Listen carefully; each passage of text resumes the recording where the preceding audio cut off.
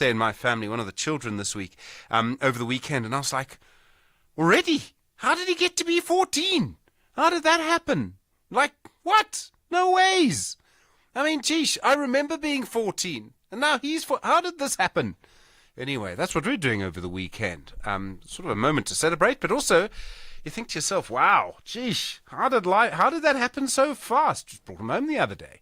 Anyway, I'm sure you have those feelings from time to time as well. So much going on at the moment, and this sort of developing story quite late last night, sort of overnight really, is Phala Phala, and the third arrest there. So third person arrested in Phala Phala for the Phala Phala robbery. And I keep making this point, there are so many questions about it. How does someone steal 10 million rand from the president's farm in cash? It was in US dollars, but how does it happen? And Emanuela David and Frelina Joseph, though the two people who appeared in court this week, now they'll be joined by this third person, a 27-year-old man. And I suppose the question is, if they come to a bail application, we might start to get what the lawyers would call the particulars of what happened. In other words, they might end up in a stand, or there might be a sort of lawyer explanation or something that'll say, this is what happened, this is how it played out, this is what we did. But just keep coming back to this. So important to get to the facts of this case. It's such a bizarre and important story. Professor Grootes On, sir, congratulations. We salute you. Elected to a 9-year term at the International Court of Justice at The Hague. Just to be clear, that's not the International Criminal Court. That's something different.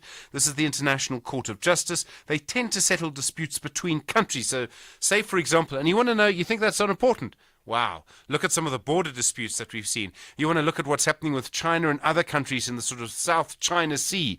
If you've got time, Google the 9-dashed line. I'm not making this stuff up. It actually exists. It's in the sea. What is it? Well, it's a sort of line on a map drawn by some Englishman, years and years ago. And now they still fight over who has the turf. Well, Judge Clady, good luck to you, sir. You're going to need it to resolve all of those things. So we'll be looking at that this morning. But really a big day. And, of course, there's a sort of simultaneous election that happens in the United Nations General Assembly and in the Security Council. But good to see South African representation there. And I see that he might actually be the first South African on that court in many, many years. So really, sir, Judge Grootes On, congratulations to you, sir. Really important moment. And I imagine that everyone's going to be asking you all sorts of questions about what it's going to be like. And I think one of the questions we'll ask him, in fact, he's due to speak to you a little later and we'll congratulate him personally. And one of the questions I'll ask is, justice is justice, but there are different legal traditions. And what's it like working with people who also see justice, but from a different perspective? I think that could be quite interesting.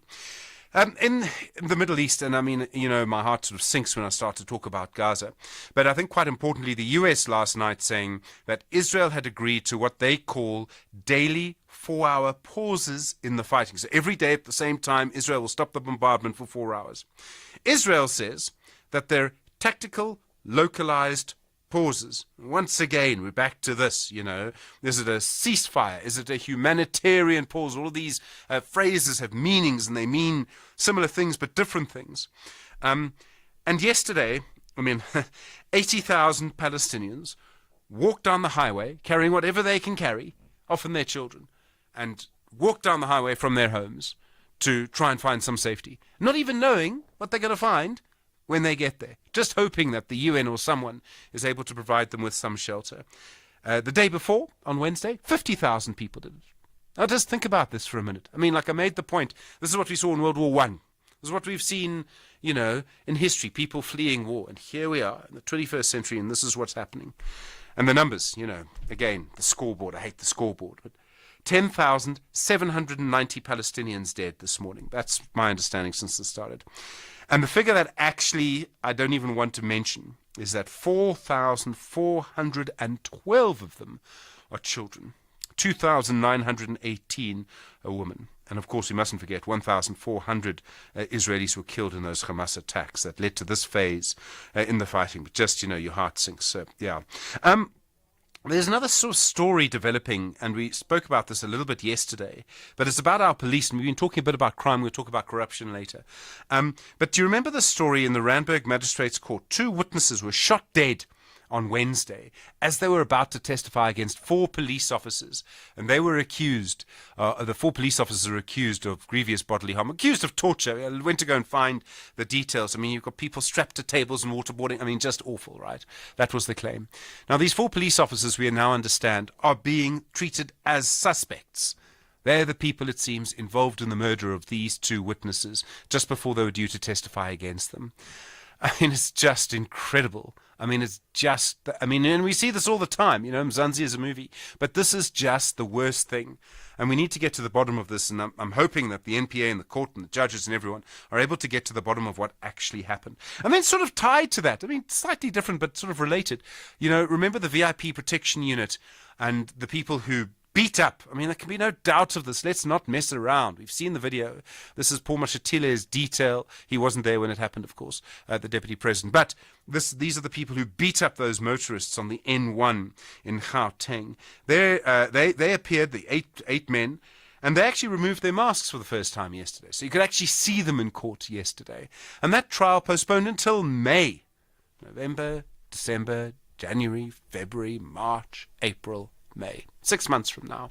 You know what's going to happen in 6 months? Imagine being one of the witnesses there. You've got this hanging over you for 6 months. And to be fair, imagine being one of the accused. You've also got this hanging over you for 6 months. What do they need to do? Do they need to look at the video again? I mean, do we need to help them? I mean, it's just amazing that justice can take so long. It's incredible. Anyway, we'll talk more about that as we go through the morning as well. Good to have you along this morning. You know the number, 086 0002032, your SMS 41391. You tweet us FM Radio and at Stephen Grootes. You send your WhatsApp voice notes to 0614 104 107. Good morning. It is Friday. There's a lot on the boil as always this morning. Don't forget, we'll hear from you as we go through the show, but we'll also hear from you and your story of the week from 8:30. Just gone 13 minutes after 6. The Kosi Nation says, Ikosi alphela umoya, but the Bucks are confident that yonke indawo ibhakabhaka liyaphumelela. Who are the real kings of Soweto? Gold and black or black and white? Uhamba nobani, amakhosi or amabhakaniya? This is the DSTV Premiership, the Soweto Derby.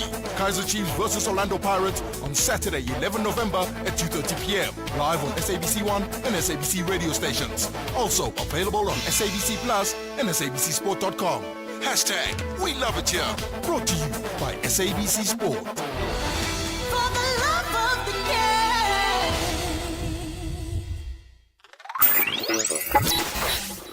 The award-winning SAFM playwriting competition is back. I remember a time when my grandmother, she would make sure that she never missed that story. SAFM invites all writers to explore the medium of sound. I mean, I remember Pipito, she remember all of those. It's like, what is this? Yeah. And it was fiction. The theater of the mind. And to create a 1-hour radio play in English, get writing now and submit your play before the 22nd of January 2024. For more information, visit safm.co.za. The Daily News Diary on SAFM. Speaking of drama, and Musa, good morning. How are you? Good morning, Stephen. I'm good. How are you doing? Yeah, the weekend cometh. Spring is in the air. Well, spring's been in the air for a while, but the weekend is very much in the air. In December somewhere, you can sort of see it over the horizon, past sort of Santon from where I am, and kind of somewhere over there. We're all looking forward to it. Indeed. What's coming up today? Well, a third suspect arrested in connection with the Palapala theft is appearing in the Bela Bela Magistrates Court, and the suspect will join the 2 Namibian nationals charged for the February 2020 theft that took place at President Cyril Ramaphosa's farm.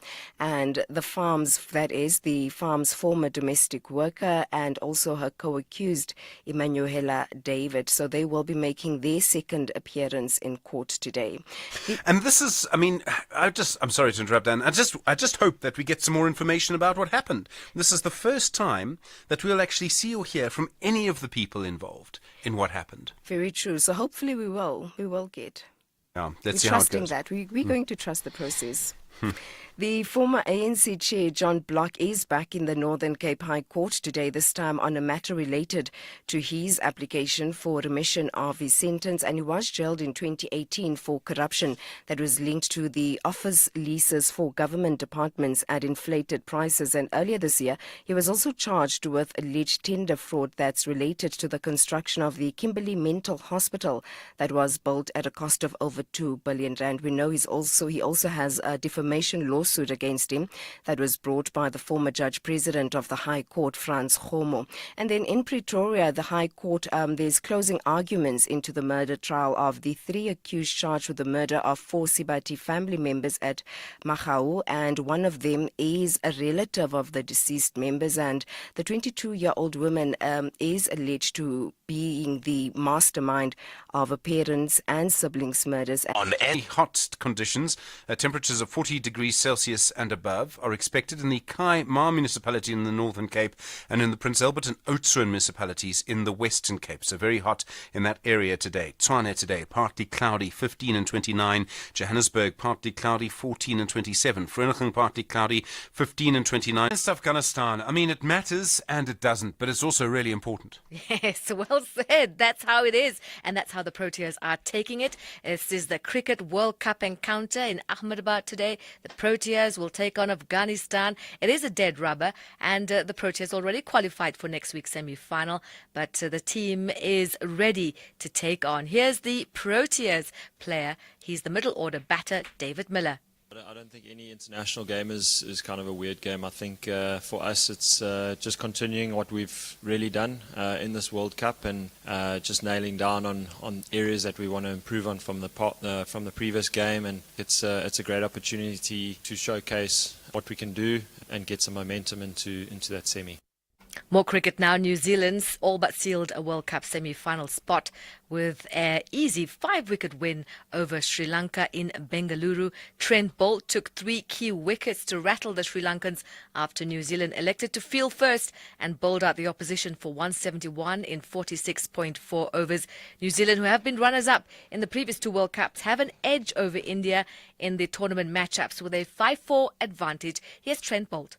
To play a World Cup in India and to come up against the host nation, a team that's red hot, playing good cricket at a great ground. It's you couldn't script it any better. So excited if that happens. I feel like we've done all we can from our point of view, and we'll just wait and see what happens. On to rugby, and the double World Cup winning captain Siya Kolisi made his first appearance as a racing 92 player and admitted it felt like a first day back at school. Kolisi led the Springboks to the 2019 and 2023 World Cups. He joined the top 14 club from the Sharks in a 3-year deal. The club might have released a statement, well respected. We move on to other news, and this time it's Itumeleng Khune.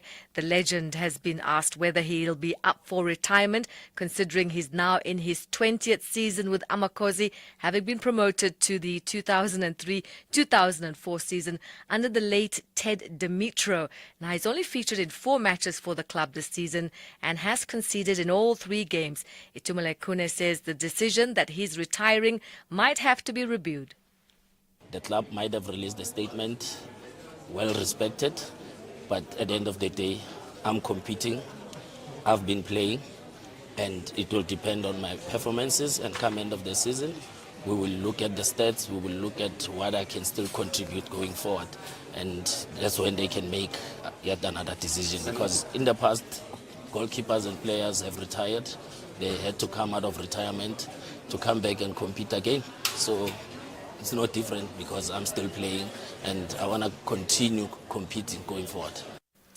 More sport for you on Sunrise Headlines, top of the hour for SFM. I'm Zai Khan. Zai, thank you. Well, more to come in the next half an hour. We'll talk, of course, about the situation involving children and food in the Eastern Cape. It's very, very scary.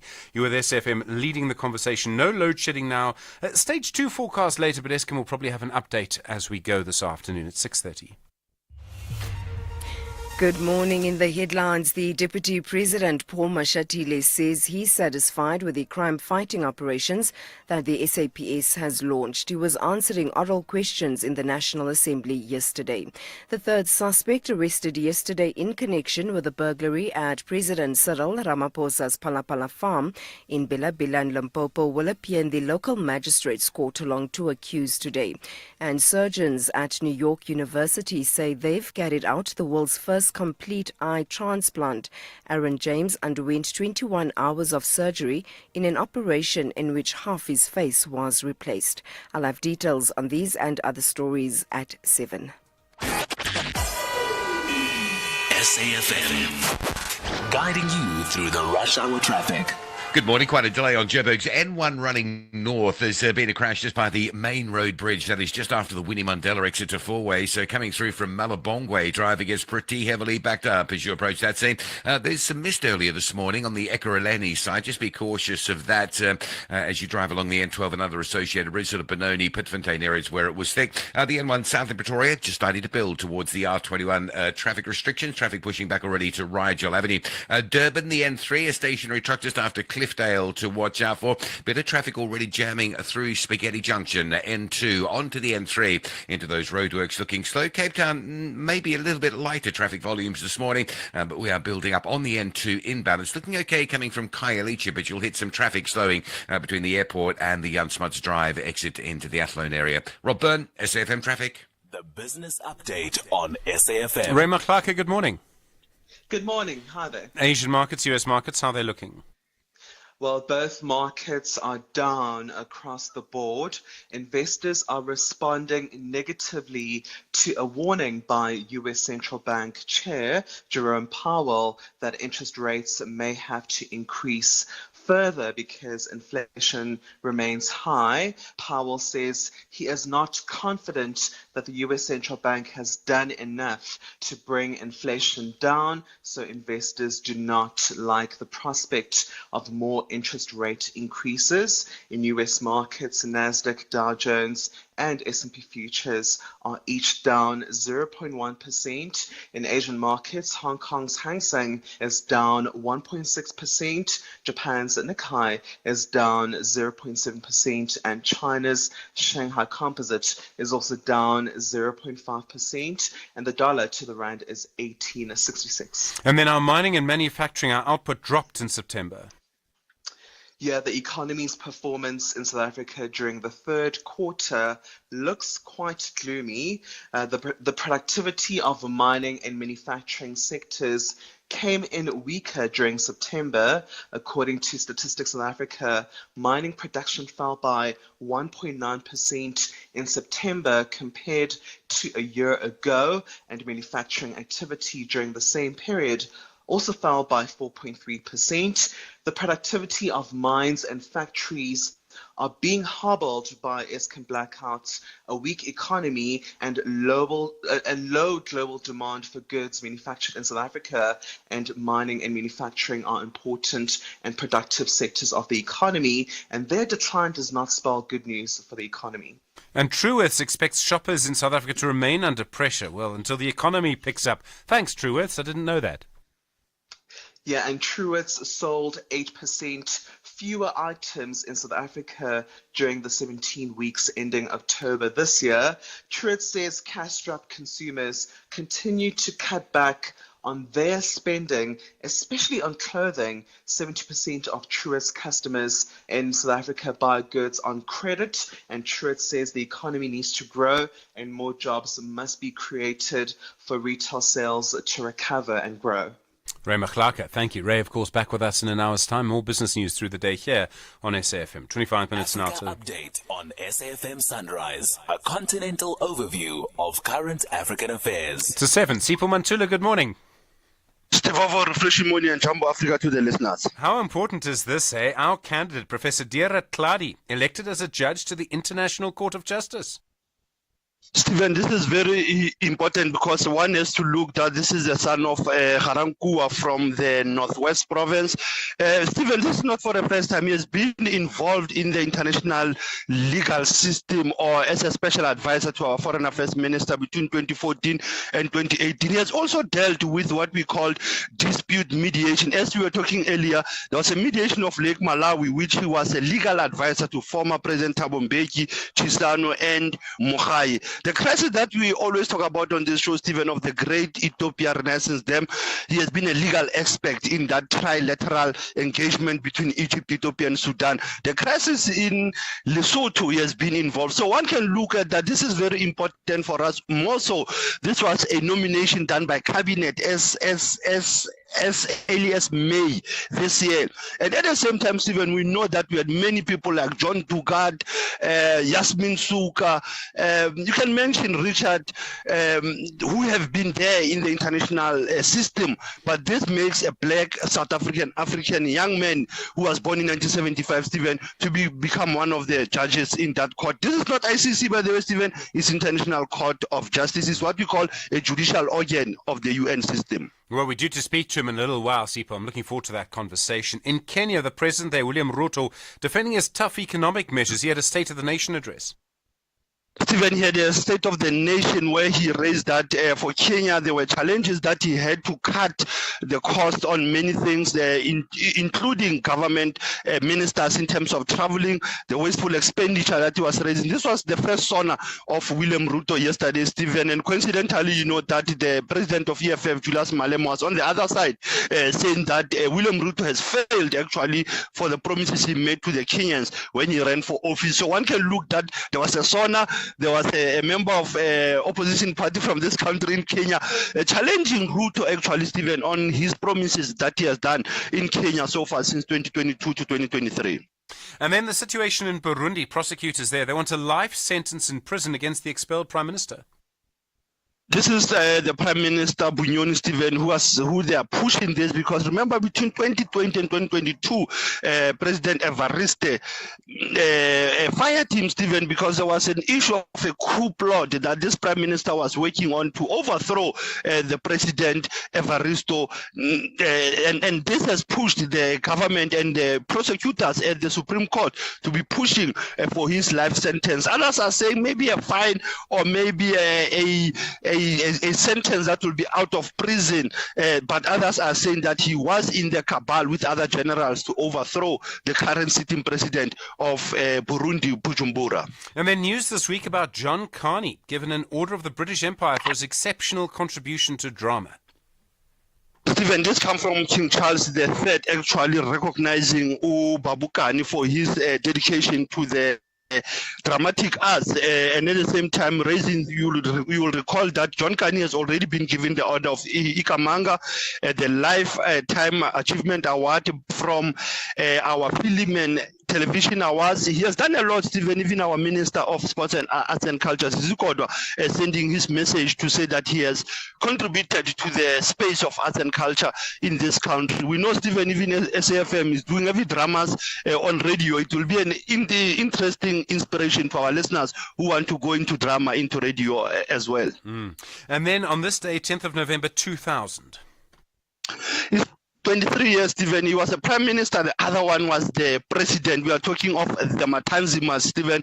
We are talking of George Imzivubu Matanzima, who passed on this day, Stephen. He was a prime minister, and his elder brother was a president, Kaiser Matanzima. He passed on, Stephen. As we know, there were many issues when you look at that homeland that was then Transkei, now the Eastern Cape, during the time of the Matanzima brothers who were leading, Stephen, and come General Bantu Olumisa into the picture. Asante Sana SG, as was still leading the conversation, SAFM. Sipho Mantula, Russ Advocate, thank you very much indeed. We'll chat again on Monday. More news from our continent through the day here on SAFM. Call us on 086 000 2032. You know, I keep coming back to this question around Pala Pala, and I don't know what you think about it all. And we've had investigation after probe, after inquiry, after whatever, and we still know so little about it. So if you were in court today, if you were the prosecutor, what question would you ask the three people who will now appear in court? What would it be? I mean, what would you say to them? What do you think the question should be? I mean, I still don't understand how they knew that the money was there. Why was it in a sofa? All of these questions. What would you put to them? I mean, I'd be intrigued to hear what you have to say about that in 086 000 2032. Also, conversations to come in the Eastern Cape around food in the Eastern Cape in the next little while. It's Friday morning. Good morning. Mzansi, we thank you for what you did yesterday, today, and what you will do tomorrow to meet your tax obligations. By submitting your income tax returns on time and keeping your personal and banking information up to date, you have made your tax matters daily matters. Our gratitude as SARS is immeasurable. We thank you for contributing to our country's prosperity. Visit sars.gov.za to keep your details updated. Your tax matters. SARS at your service. Hallo Takoos, hope you're well. Listen, I see Michelle's drove now you're in with such a fancy car. And then I asked her, is this your new car? She said no, it's pre-owned and she bought it for a bargain from We Buy Cars. It's a fancy bloody ding hoor. Apparently they didn't trade it in her Oma's car and then they got this one. No, you must go look. Michelle says it's a dream car and she bought it for a bargain. She herself couldn't believe her eyes when she saw the price. We Buy Cars, the best place to buy a car by far. The Kosi Nation says, Ikosi alphela umoya, but the Bucks are confident that yonke indawo ibhakabhaka liyaphumelela. Who are the real kings of Soweto? Gold and black or black and white? Uhamba nobani, amakhosi or amabhakaniya? This is the DSTV Premiership, the Soweto Derby. Kaizer Chiefs versus Orlando Pirates on Saturday, 11 November at 2:30 p.m. Live on SABC 1 and SABC radio stations. Also available on SABC Plus and SABCSport.com. Hashtag We Love It Here. Brought to you by SABC Sport. For the love of the game. First in the morning, SAFM Sunrise with Stephen Grootes. 17 minutes to 7 the time. Good morning. The Human Rights Commission in the Eastern Cape says so many children are not getting enough food in that province that it should actually be certified as a disaster. It says that around 100 children have died from malnutrition in the Eastern Cape in just a year. Let me put that in better language. In our country, in just one province, 100 of our children have died in the last 12 months simply because they did not get enough food. The Eastern Cape head of the South African Human Rights Commission is Dr. Eileen Carter. They've compiled an important report into this. Dr. Carter, good morning. Morning, Stephen. Morning to your listeners. I find this just so difficult. Why are so many children dying from starvation in our country, and particularly in the Eastern Cape? So I think the bad news is, Stephen, and that number is wholly underreported. So we suspect that number, in fact, is much higher. Unfortunately, when you present with severe acute malnutrition, that's a very end stage of malnutrition. So the kids who are still at home and presenting this might succumb to other causes. So the reasons are, you would know, Stephen, we are in a poverty-stricken environment. Unfortunately, unemployment is high. So there's simply not enough money at home for us to be able to feed our kids. Now, unfortunately as well, the child support grant, a lifeline, a beautiful, wonderful lifeline that government has made available for many years and that has been so successful, hasn't kept up with inflation. So, yeah, we've seen that this has definitely contributed to hungry kids. Are there particular problems in the Eastern Cape? I mean, do we see these problems in other parts of the country as well? We do, don't we? No, it's an absolute national crisis, I would call it, Stephen. We have a 27% stunting rate amongst children in South Africa. That would basically mean it's not only a now crisis, it's an issue that will play out in a few years' time. Because stunting means the kids are simply not going to develop to their full potential. And there's a saying that this is a type of slow violence. So we really are calling with this report, the Human Rights Commission is saying, let's look at the rights of the children and let's act accordingly. What measures do you believe we should be looking at to sort of try and fix this? You talk about the child support grant. I mean, would we start there? Yes, that's one of the recommendations that the Human Rights Commission has made. We've made 38 recommendations to 12 different stakeholders. And the key one would be to say, can we please see whether we can meet the child support grant with the food poverty line at least? So, Stephen, the food poverty line is the minimum nutrient requirements of children, and that's around 760 currently. And the child support grant is at 510. But the other thing that we picked up, Stephen, another measure and mechanism that has been so successful for government is the National School Nutrition Program.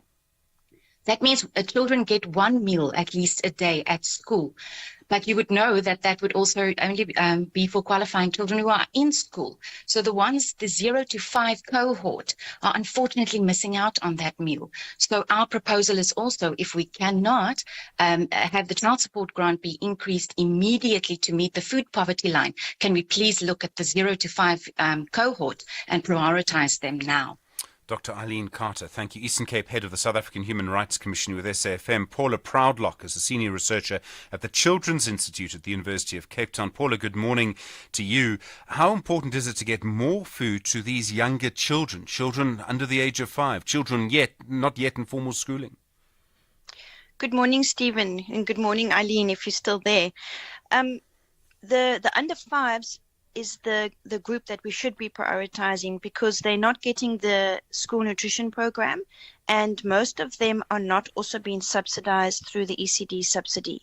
So they're the group who are missing out on government's nutrition programs. And so the best way to actually reach those households who have those children is through increasing the child support grant, because that grant has over the years been eroded. It was designed to provide enough money to a caregiver for the food and clothing of a child, but due to it not keeping pace with food inflation, it's been eroded substantially, and now it's 30% lower than the food poverty line. So if you are a household suffering from unemployment, you have no job, your only income is that grant, especially if you're a mom on your own with your children, that's your only source of income. And the school nutrition program, would it make sense to, I don't know, allow any child to come to any school to get some food? I mean, that surely wouldn't be that hard to do because we have a lot of that infrastructure in place. The Department of Basic Education and the and various ECD NGOs are working on that. They're working on pilots on getting the National School Nutrition Program potentially extended down to your children under 5. The problem is how to reach them. So they would need to get to the school, or the program needs to get out to them. So they're trying to work out how to do that, but it's going to take a while, for that to actually reach all the children who need it. And as Eileen has pointed out, the longer we take to address this problem, and we've had this problem with us for several years, and government has been aware of it for many years. That stunting rate came out in 2016. The longer we take to actually address this, the higher the burden on the country and the economy as a whole. Because if you have stunted children, you're going to have a stunted economy. I've never really understood why this problem has been so difficult. I mean, I do on one level. We're a difficult country to govern. It's a very big country. You have people in many different areas, and it can actually be quite difficult to get food to them. And then, of course, the economic problems we were aware of. And yet, I mean, we've known from 1994 how big this problem is. There must be other countries that have had similar problems. There must be ways that we can have an intervention that over, say, the next 5 years would make a measurable difference. Stephen, the evidence shows that the most effective program in South Africa to prevent child food poverty is the child support grant. During from 2003 to 2013, that child support grant reduced our food poverty level for children by 20 percentage points. So in 2003, we had 53% of our children living below the food poverty line. And over 10 years of the child support grant, it was reduced to 33%. So injecting cash into really poor households does reduce food poverty. And we have a problem in South Africa of structural unemployment. And that's going to be with us for many years. So we need to focus on redistributing the wealth from the top down into the very poor households, and the child support grant is the best tool to do that. Paula Proudlock, thank you. Senior researcher at the Children's Institute at the University of Cape Town. 10 minutes to 7. SAFM, guiding you through the rush hour traffic. Good morning, thriving Central Joburg. We're just picking up an unusual backlog of traffic. It's on the Mike 1 running south into Crown. You'd be very used to the backlogs coming northbound from Boysons, making your way through Crown up through Braamfontein. But this morning, there is that backlog sort of coming from Smith Street down through Braamfontein over the double-decker in towards Crown. That is unusual.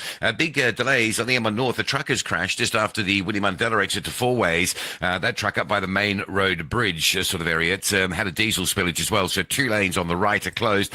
Traffic backlogging now beyond Malabongwe Drive. And there's some real pressure, as you can imagine, coming out of Four Ways on Winnie Mandela, trying to join into that N1 North. So Winnie Mandela to the highway, and on that on-ramp is very heavily backed up. Pretoria, we're starting to queue heavily down towards the R21 sinkhole. This is the N1 South, which is parked back as far as Rigel Avenue and will continue to grow. There is now backlog on Key Ridge on your way to Durban. That is a stationary truck just after Cliffdale to watch for. The N2 already fully loaded there between the M7 and the roadworks at the M13 bridge. That's an early queue up through Spaghetti Junction this morning.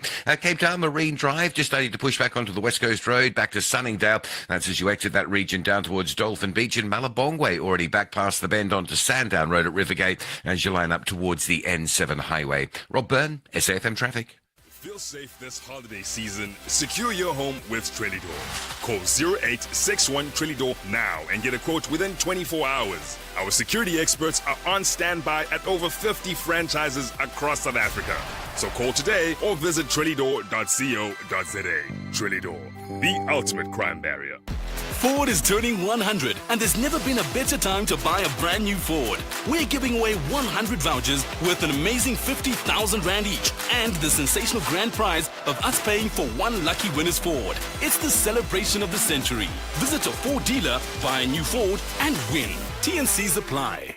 10 of the world's greatest cricket nations are back on the pitch to argue about the next champions. 5-time global champs Australia are searching for their 6th title, But 2-time winners, India, believe their home fans deserve the 3rd title. while the defending champions England are more interested in back-to-back victories. And Frontiers are eager to reach the final. Is it time for the new champs? Witness the incredible game from 5 October to 19 November on S3 and SABC+. Subscription fees do not apply. SABC Sport is the official broadcaster of the ICC Men's ODI Cricket World Cup, India 2023. Hashtag the journey of the ultimate glory. For the love of the game.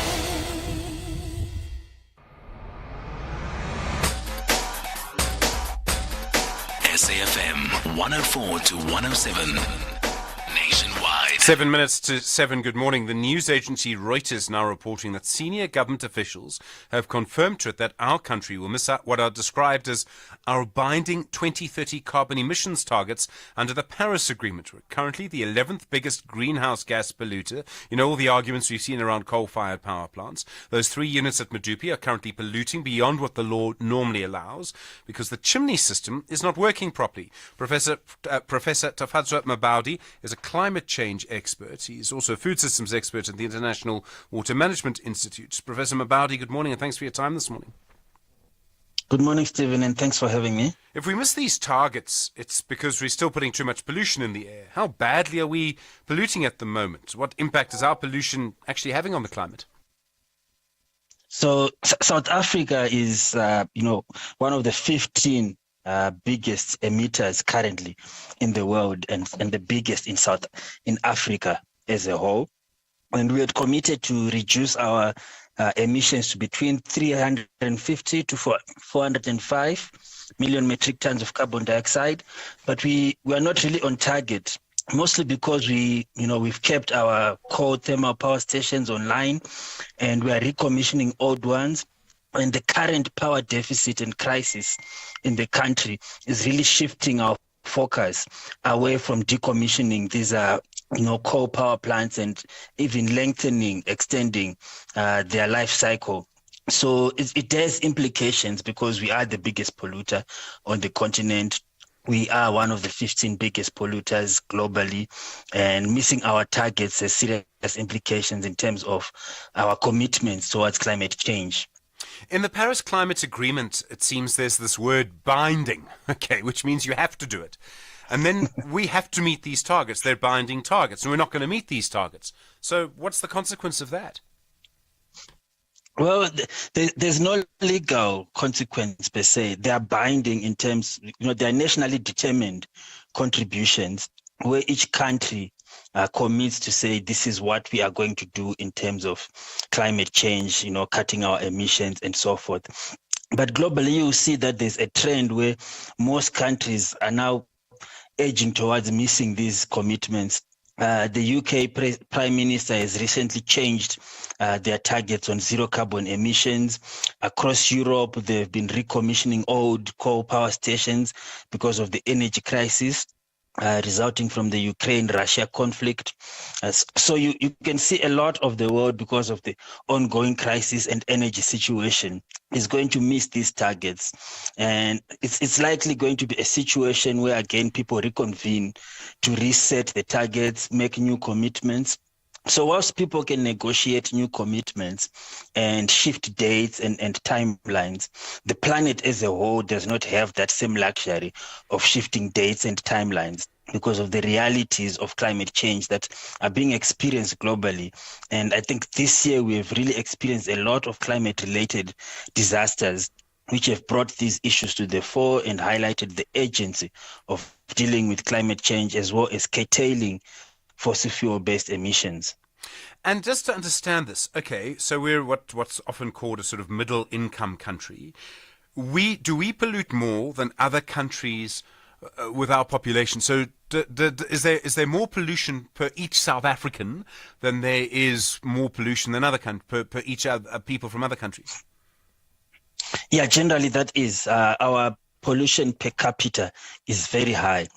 But you also have to take it in the consideration that South Africa is still a developing country. We are still industrializing. We've got an energy deficit. It's the most industrialized country in Africa as a region. So generally, our emissions per capita are going to be relatively higher than those of our neighbors in Africa as a region. And those of our peers globally would be lower because they've had time to transition away from coal and other fossil-based emissions. So South Africa is in that tricky spot where it's a developing country in Africa, but its levels of industrialization are high. Professor, thank you. Professor Tafadzwa Maboud, he's a climate change and food systems expert at the International Water Management Institute. At SFM Radio and at Stephen Grootes on Twitter. All right, the number 086 Don't forget your story of the week from 8:30. Sheikh in Durban, hi, good morning. You want to start with Pala Pala?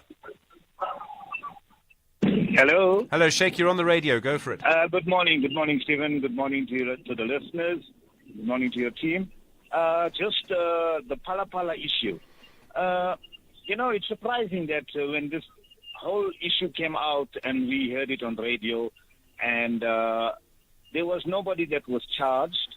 And then when it blew out of proportion, Ramaphosa actually at his farm, he had an animal sold for I don't know how many millions, and this was a foreigner that bought that and gave him the money, but he didn't get his product that he bought. And then after that, we had these people now, the foreign nationals that's been arrested, and one person apparently went to the police station on his own and what you call... Okay. Sheikh, 30 seconds, just get to the point if you can. Yeah. The thing is, this is a big hope, because I tell you why. We were struggling for freedom. Now, Ramaphosa, he thinks that we are free, but we are dumb. We are not dumb, we are free, but we are not dumb. Thank you, Stephen. All right, Sheikh on the line from Durban. I mean, we're free but not dumb. I think that's an important point to make, and I've always made the point, you'll have heard me talk about the transparency that we have in this country. I think, Sheikh, I don't want to speak for you, and I have switched Sheikh off, but I think that the issues of the timeline are so curious. If it were me, that would probably be some of the questions around the timeline or what I would be looking at. Well, we'll speak corruption. I said yesterday, the big Anti-Corruption Advisory Council, they have their big event through the week. And I said I hoped we'd get Professor Feroz Kachali, and it turns out it's Mpanza was able to get him for us. So we'll be talking to Professor Kachalia in the next little while. You're with SFM leading the conversation. It's Friday morning. It's 7 o'clock. Outsurance will go out of their way to try and save you money on your car insurance. If they can't, ask for 500 Rand. SMS out to 38462. Now that's good news. Independent and impartial. This is SFM News. In our top stories, Mashatile is satisfied with SAPS crime-fighting operations and suspects in Pala theft saga to appear in court. Good morning. The Deputy President Paul Mashatile says he's satisfied with the crime-fighting operations the SAPS has launched. He was answering oral questions in the National Assembly yesterday. This was Mashatile's opinion on the capacity of the Police Minister Bheki Cele and the National Police Commissioner Fani Masemola to deal with the increasing lawlessness in the country. I have confidence not only in the Minister of Police, Minister Cele, Deputy Minister Matale and Commissioner Masemola, but in all men and women in blue, right to the lowest ranking police officer who are committed to fighting and defeating crime in our communities. Crime prevention and combating action plans through Operation Shanyela are yielding results. The third suspect arrested yesterday in connection with the burglary at President Cyril Ramaphosa's Pala farm in Bela Bela in Limpopo will appear in the local magistrates court along two accused today. The farm's former domestic worker Floriana Joseph and co-accused Emanuela David are due to make their second court appearance. The three allegedly stole more than $500,000 from the farm in February 2020. They are facing charges including theft and money laundering. Pimani Beloy reports. NPA Limpopo spokesperson Mashudu Malabijangi says the third suspect was arrested on Thursday and will make their first court appearance today alongside Joseph and David. Joseph and David are expected to apply for bail. They are accused of breaking into the president's farm and stealing $580,000. The pair are Namibian nationals with South African citizenship. The Health Department has confirmed a diphtheria outbreak at the Paulsmoor Correctional Centre in Tokai in Cape Town. This follows the death of a 19-year-old inmate more than a week ago. Diphtheria is a contagious bacterial infection which causes breathing difficulties. The department spokesperson, Foster Mohale, has called on the public not to panic, saying the outbreak is under control at the facility. The public health measures were undertaken to put the outbreak under control, and this include contact tracing of inmates, correctional services staff, consulting healthcare workers, and emergency service personnel. More tests were conducted with 55 identified close contacts as part of case investigation, and the results of 8 inmates tested positive for diphtheria. 2 of them presented with mild symptoms and the other 6 are symptomatic. All patients, including the deceased, fall within the age group of 18 to 23 years old. Saudi Arabia wants to forge a close partnership with Africa. The oil-rich nation is hosting a Saudi-African summit to strengthen economic relations with the continent. A high-powered African delegation is in Riyadh to attend the summit. Kaili Tlekumalu has more from Saudi Arabia. The energy superpower Saudi Arabia is hosting the Saudi African Summit as it seeks to consolidate ties with Africa. Riyadh is no stranger to the continent. It's been helping countries like Sudan achieve peace. The gathering is held after Saudi Arabia joined BRICS bloc in the recent summit in Johannesburg. The kingdom's Crown Prince Mohammed bin Salman is also modernizing the Saudi's economy as part of his Vision 2030 to transform the Western Asian economy. Meanwhile, a number of African leaders are set to attend the session in Riyadh. And finally, surgeons at New York University say they've carried out the world's first complete eye transplant. Aaron James underwent 21 hours of surgery in an operation which half his face was replaced. He had sustained severe injuries after touching a high-voltage power line last year. It's not certain whether James will regain vision. However, Dr. Eduardo Rodriguez, who led the operation, says he remains optimistic. We didn't expect to be where we are today. Therefore, it caught us all by surprise. And now we're just kind of creating new algorithms and methods of evaluation to test the potential hypothesis that he could see. And if there is a potential for sight, how could we try to train the eye? How could we try to train the brain to receive those messaging? So it's a whole new field for us, but we're looking forward to the exploration. Recapping the top story, the Deputy President Paul Mashatile says he's satisfied with the crime-fighting operations the SAPS has launched. He was answering oral questions in the National Assembly yesterday. For SFM News, I am Anne Musa. And thank you. Those were the top stories for this hour. Don't miss out on a possible car insurance saving. SMS out to 38462 for a quote. Outsurance, where you always get something out. Is your cash flow tighter than a Jeffrey Space surfer wetsuit? Catch a financial wave by asking Outsurance to save you money on your car insurance premium. If they can't, ask them to pay you 500 Rand cash. That's monthly savings, or 500 Rand cash. If they can't, beat your premium. Claim free and with the same insurer for 3 years. Ask them to triple that to 1,500 Rand. SMS out to 38462 for a quote. That's out to 38462. Outsurance is a licensed insurer and FSP. T's and C's apply. A very good morning to you in your SFM sports headlines. Rugby, the World Cup winning captain Siya Kolisi is welcomed warmly at a new French club, Racing 92. And in cricket, the Afghanistan clash will be a good prep for the Proteas ahead of the playoffs. We'll find out more just before 7:30. SAFM, guiding you through the rush hour traffic. Truck crash on Joburg's M1 North after the Winnie Mandela exit to four ways. It's just up by the main road bridge. Traffic is now all the way back to Bayers Nordier. Going to have some problems getting into that highway from Malabongwe, and particularly from Winnie Mandela coming out of four ways. It's all heavy. A lot of motorists just diverting away from that exit down towards the highway and jamming up the Vidkoppen Road through Main, Paulshofen, down through the Sunning Hill area, looking unusually busy. Pretoria's N1 now queuing back from Gaasfontein all the way down towards the R21. Durban's N2 is heavy already from the M7 Bluff exit as you make your way up through Spaghetti Junction. A stationary truck at Key Ridge now slowing traffic on the way to Durban. Cape Town, a lot of pressure out of that Tableview area again with Marine Drive, queuing passing Bayside all the way through to Racecourse Road and Otto Duplessis, the beachfront road coming down from Bloberg Strand. That's quite a big backlog as you line up in towards Dolphin Beach to join that Marine Drive traffic. Rob Byrne, SAFM Traffic. SAFM Sunrise. A vivid start to your day. Hey, good morning. Friday morning, 8 minutes after 7. You're with SFM Sunrise. I'm Stephen Grootes. Lots to come in the next little while.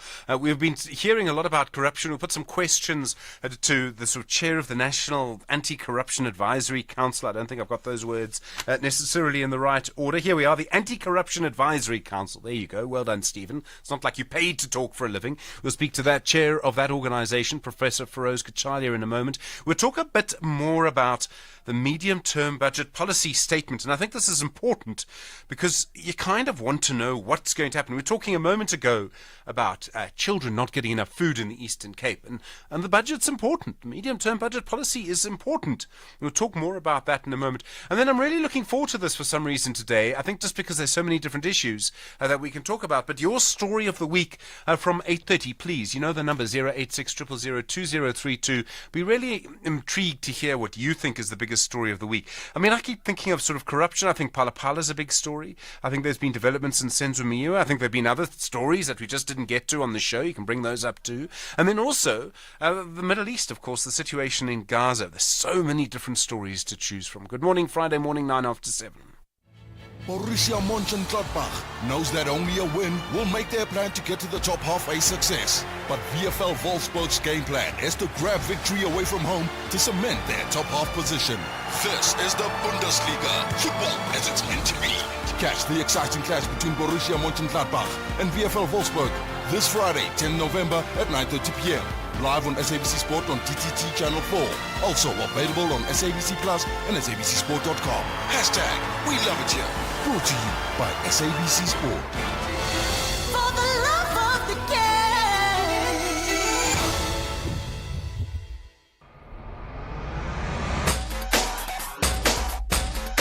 SAFM 104 to 107. Nationwide. 10 after 7. Well, over the last 2 days, there have been strong words about corruption at the National Anti-Corruption Advisory Council's dialogue in Boksburg. President Cyril Ramaphosa making what I thought was an important point. The worst part of corruption is that it shakes our belief in democracy itself. In other words, corruption can be so bad, some people, you, may believe we should no longer use democracy to govern ourselves. Just think of the consequences of that for a moment. The Chief Justice, Raymond Zondo, speaking about how difficult it was for his commission to investigate what he referred to as the sort of Gupta Zuma, I suppose, state capture era. He said removing the Scorpions was probably the worst decision we ever made.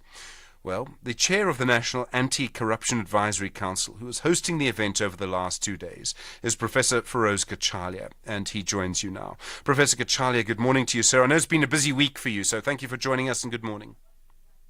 Good morning, Stephen. Good morning to your listeners. It's a pleasure to be joining you this morning. From what you've seen and heard this week, and if I may, from your other research and your other knowledge, do you believe the people who say we're actually making progress in fighting corruption? Do you believe the people who say that things are going to get better? Well, there's no guarantee, but I think there is reason to be hopeful. And the summit was focused on the kinds of things that need to be done over time for us to achieve results. We have an anti-corruption strategy, which is comprehensive, which has all the elements which need to be addressed for success over the long term. The summit was convened in order to share that strategy and to get input from the participants who were there, experts, members of civil society, our social partners, business, labor, professional bodies. We had representatives from many departments. As you've been reporting, the summit was addressed by the President as well as the Chief Justice. And I think we made progress over the last 2 days. Are there sort of specific interventions, sort of things that maybe we've already implemented or things that we could implement that we need to look at? I mean, the Chief Justice spoke about the Scorpions. I know, there's a move to make the investigative directorate permanent in the NPA. Are there other things that you can see that would work, or maybe Zondo Commission recommendations that we sort of need to implement now or are implementing now? Something we can point to, in other words. Well, the Zondo Commission made several recommendations which the Council is looking at. One very important area to address, and if we are successful, there will be results, concerns procurement. Much of the corruption is occurring in the supply of goods and services, government contracting. There is legislation currently before Parliament. That legislation is an important step forward, although there are some voices which are critical of some aspects. The Council is looking at the proposals made by Justice Zondo's Commission on a procurement agency carefully, and there is no question that in making recommendations to the President in February next year, which will be our first report, we're going to be paying careful attention to those recommendations. The President keeps saying that for us to stop corruption, all of society needs to be involved. Now, I agree with him on that. I think that makes sense, whether you get stopped by a Metro police officer and offered a fine or a cool drink, we all need to be involved. I do want to talk a little bit about his role as the President. Does he have a duty as a leader in society, as President, to set an example himself?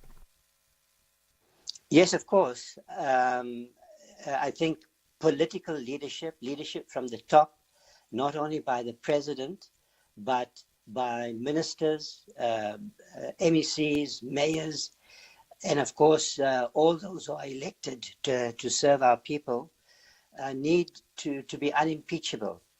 Now, I would like to say this. The President's address was extremely impressive.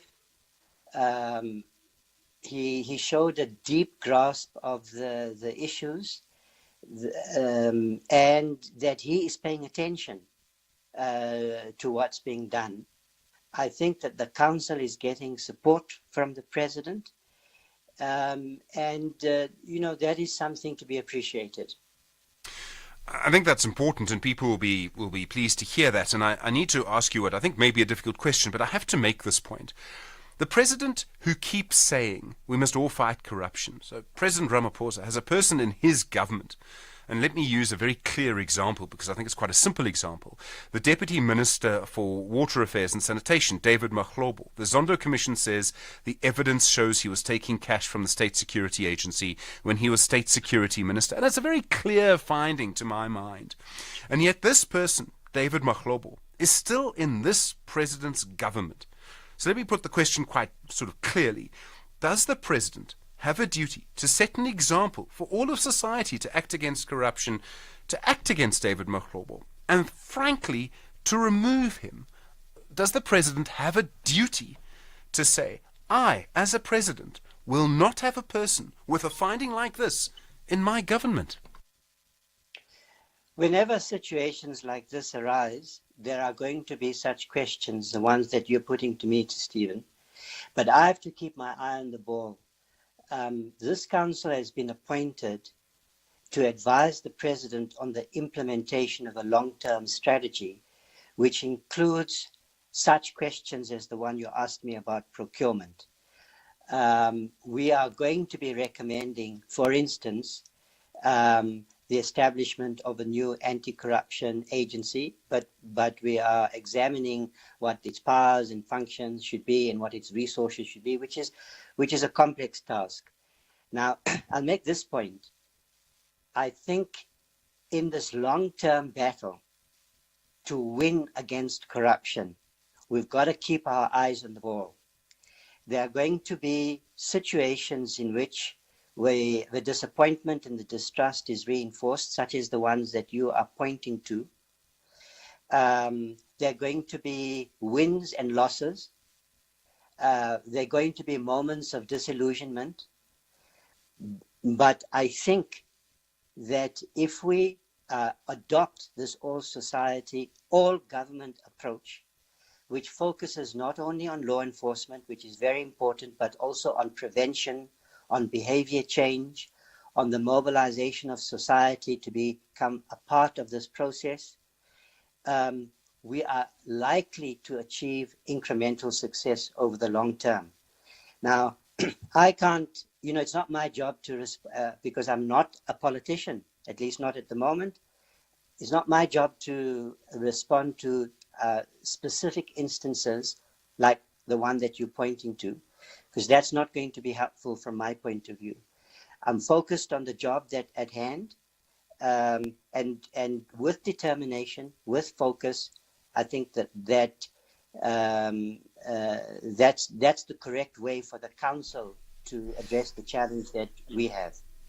So, I mean, as I said at the beginning, Professor Kachali, I appreciate your position, and I'm well aware of your history as an independent person, even when you've played in the past a role in politics. Would I be allowed as a citizen to hear the president speaking, as you say, very clearly and in a way which shows he understands the issues this week, saying that we all need to fight against corruption, and yet as a citizen to also be frustrated that David Mahlobo is still in the government? Absolutely. Look, I think that when I talk about citizen participation and citizen involvement, I'm talking about holding our politicians accountable, critiquing, criticizing, opposing conduct and behavior that we should be critical of, which we should consider unacceptable. So that's what I mean by the role of society. Now, that's one of the strengths of our country. I think it has helped us deal with apparently intractable problems in the past.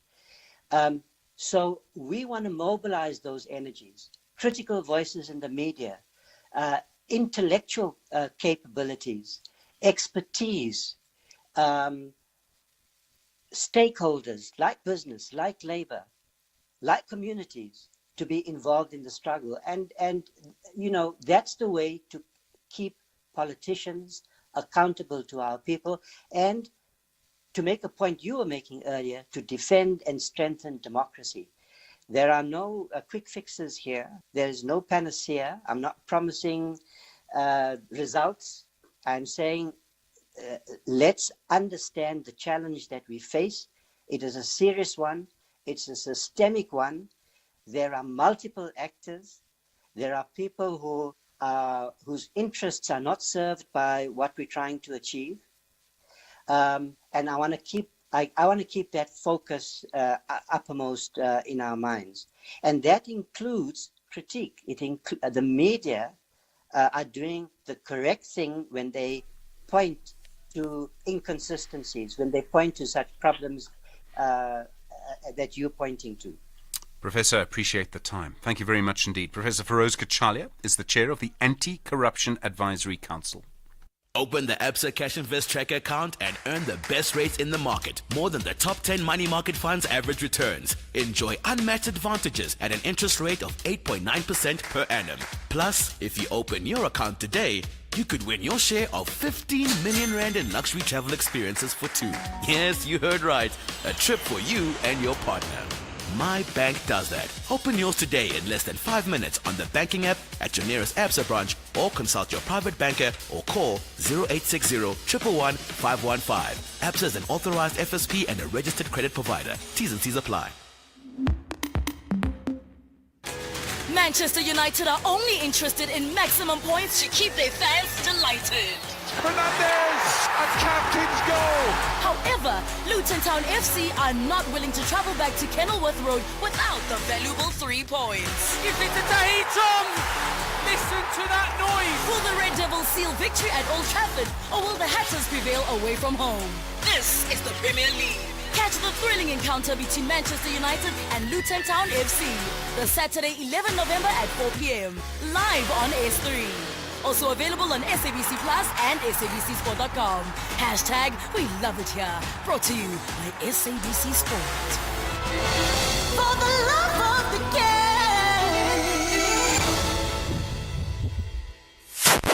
Agenda setting conversations of the day. 22 after 7, good morning. Well, you may well have a view on Professor Feroz Kachalia, the conversation that we had, the example that I used, 086 000 2032.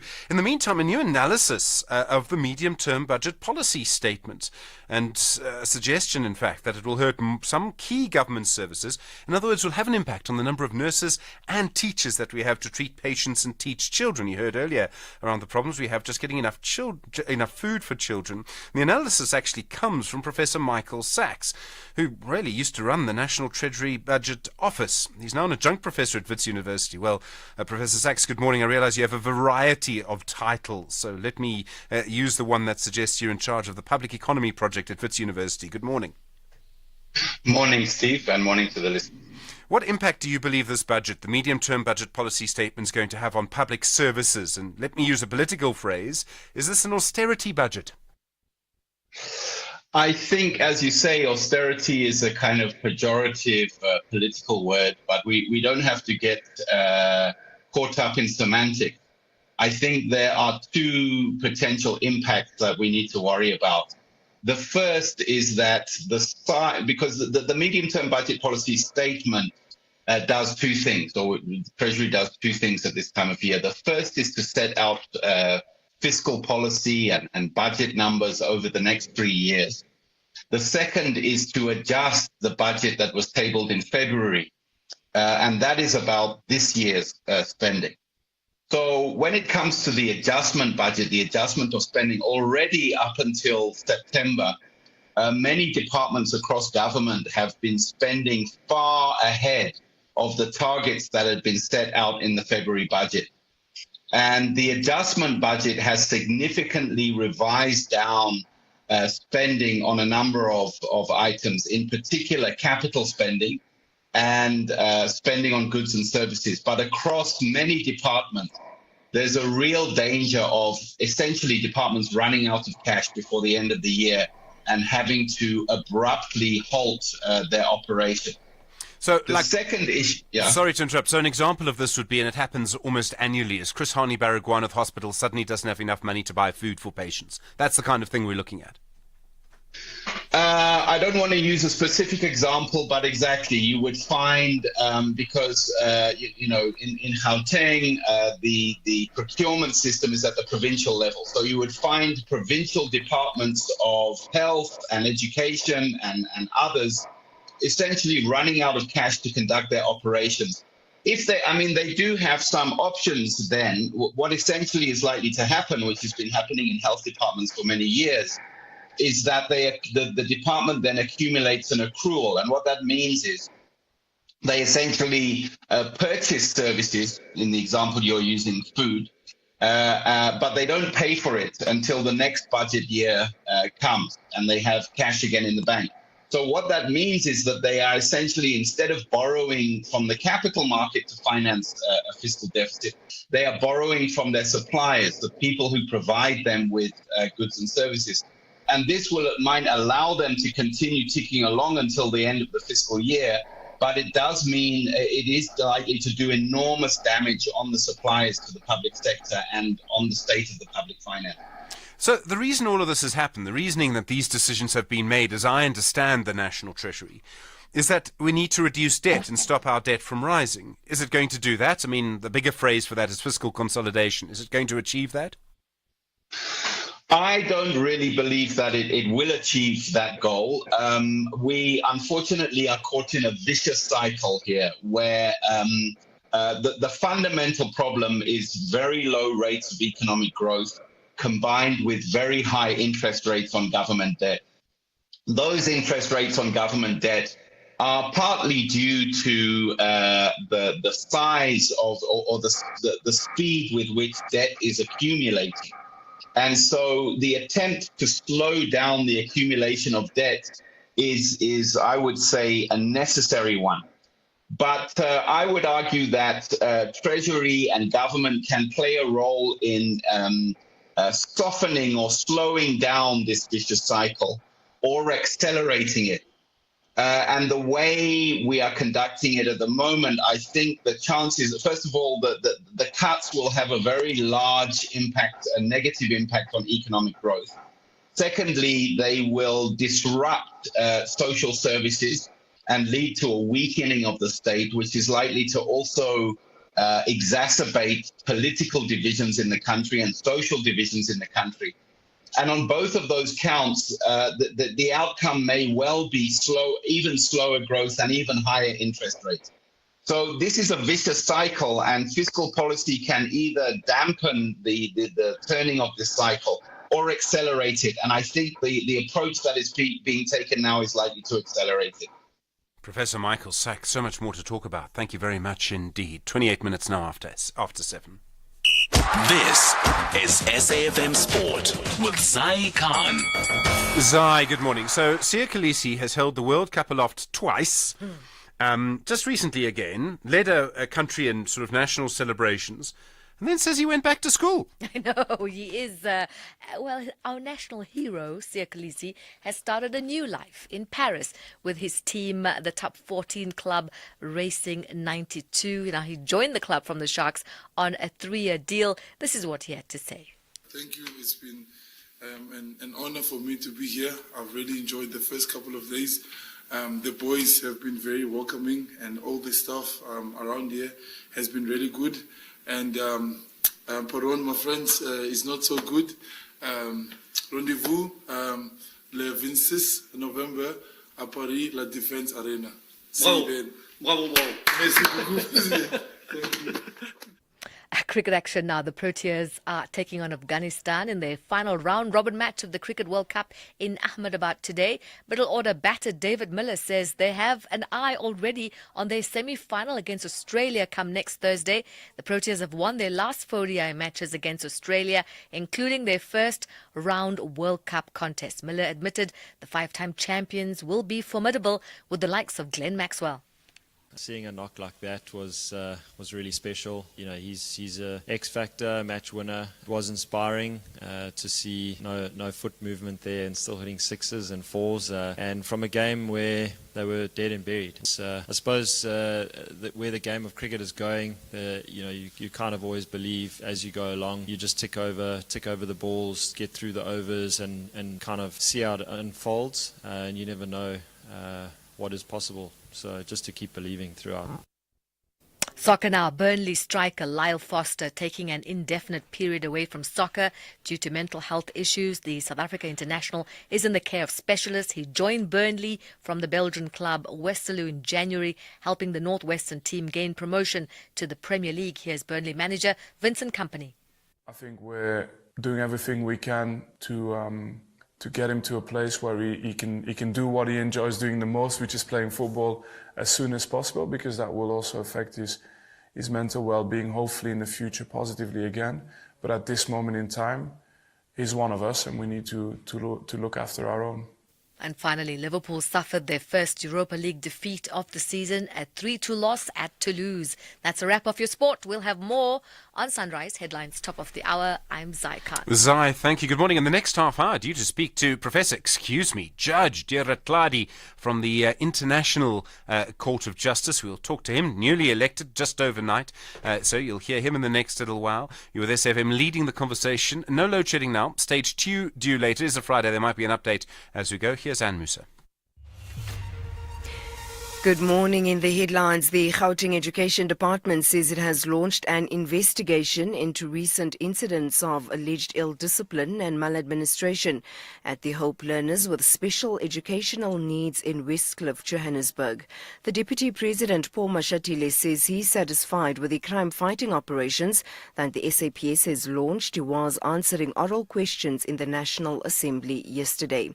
And Saudi Arabia wants to forge a close partnership with Africa. The oil-rich nation is hosting a Saudi-African summit to strengthen economic relations with the continent.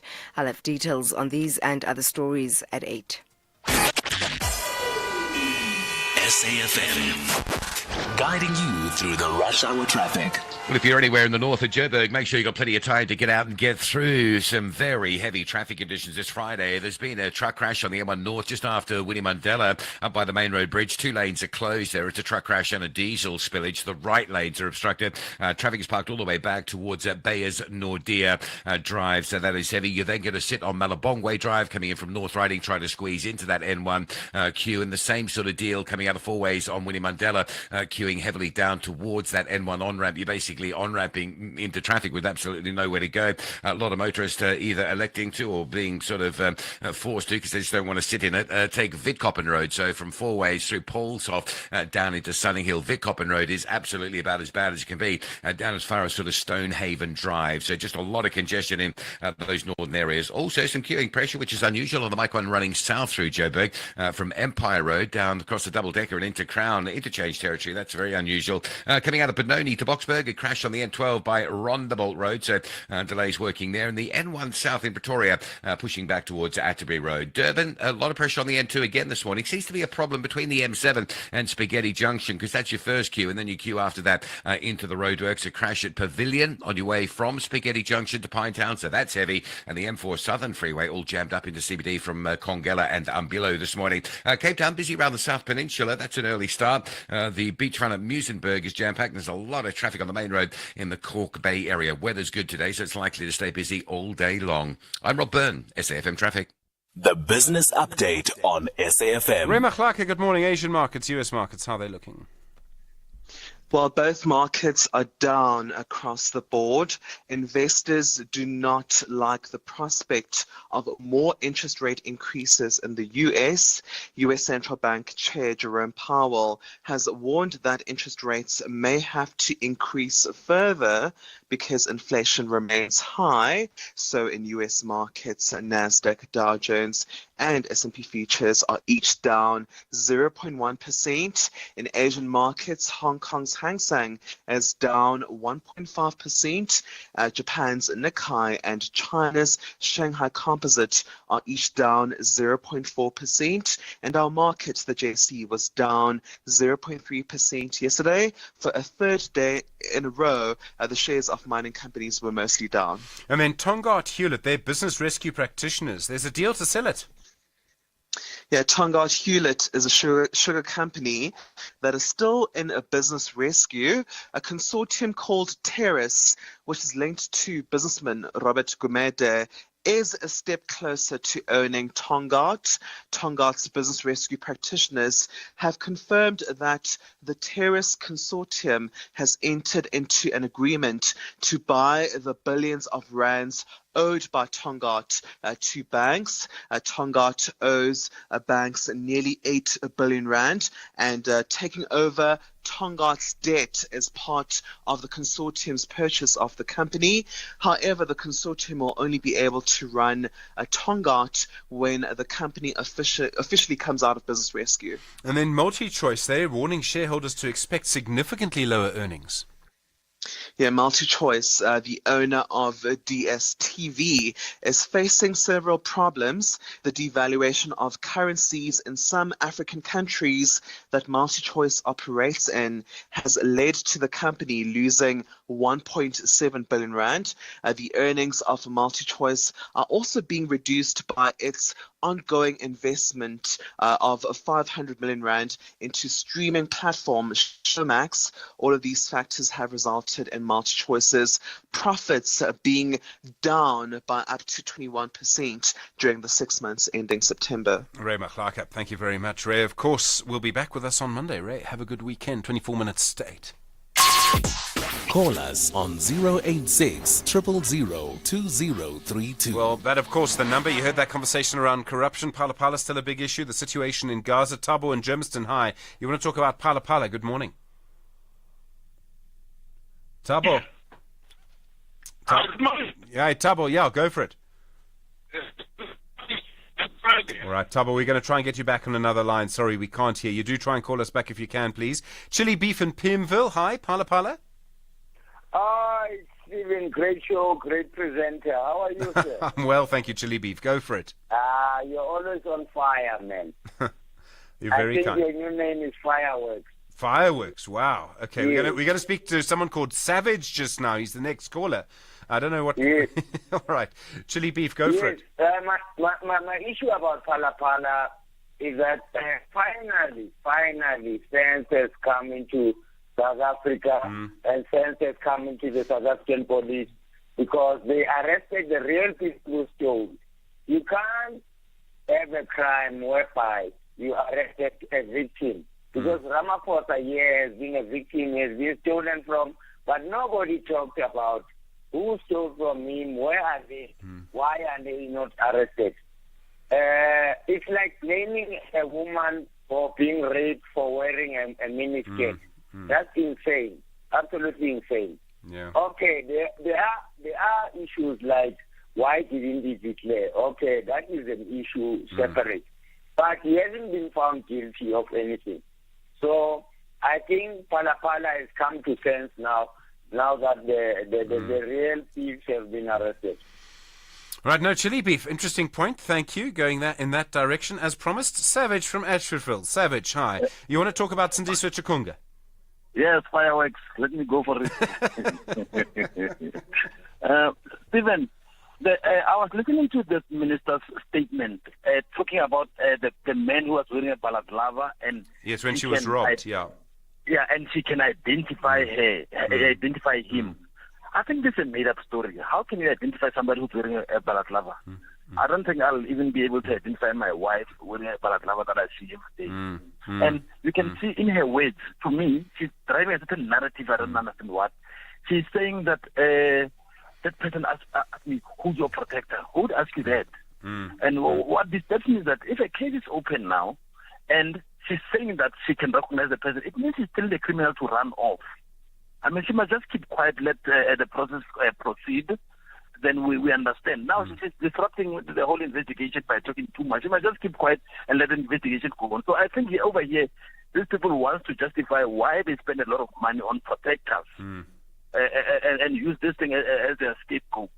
Yeah. And it's No, Savage, I mean, sort of, maybe. I mean, I think they, I mean, the idea of, identifying someone who's wearing a balaclava, I don't know. There might be ways to do it. You can hear the person's voice or the way they move or things like that. But I think she also is allowed, I mean, when people say, I'm not allowed to talk about this because of court case, I always say that can't be right. You're always allowed to talk about what happened to you. So I think she should talk.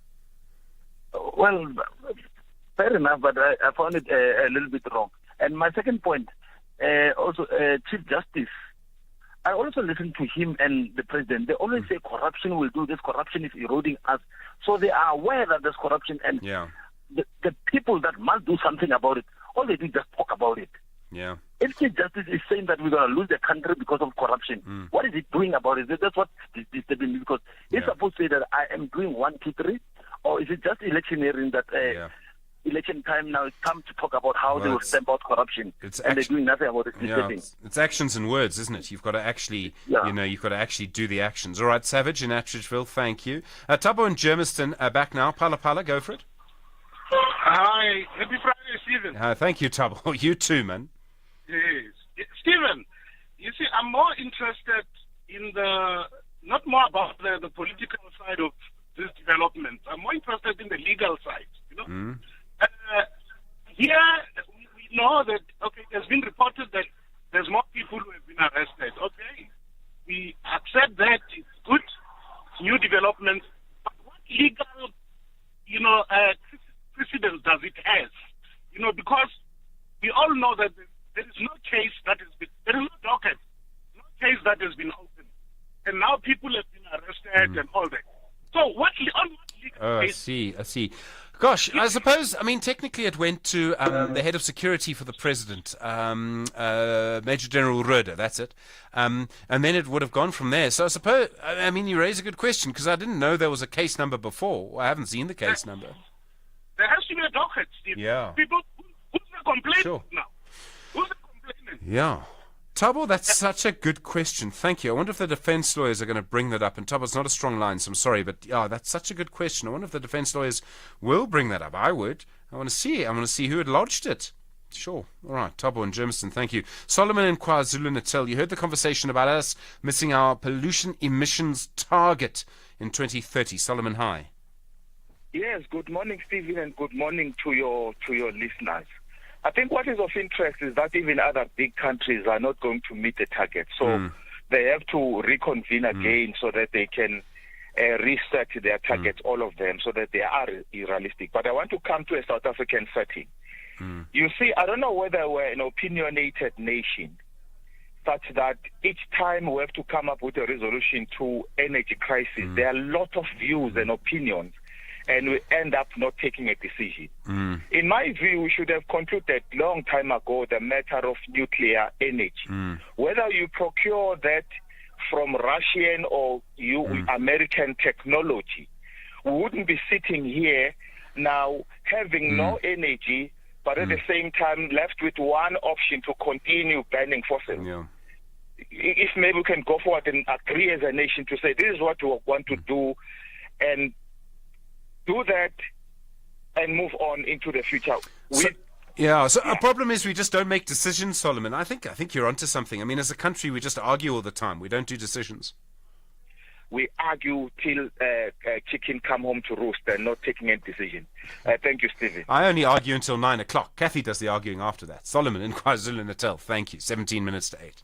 10 of the world's greatest cricket nations are back on the pitch to argue about the next champions. 5-time global champs Australia are searching for their 6th title, But 2-time winners, India, believe their home fans deserve the 3rd title. while the defending champions England are more interested in back-to-back victories. And Proteas are eager to reach the final.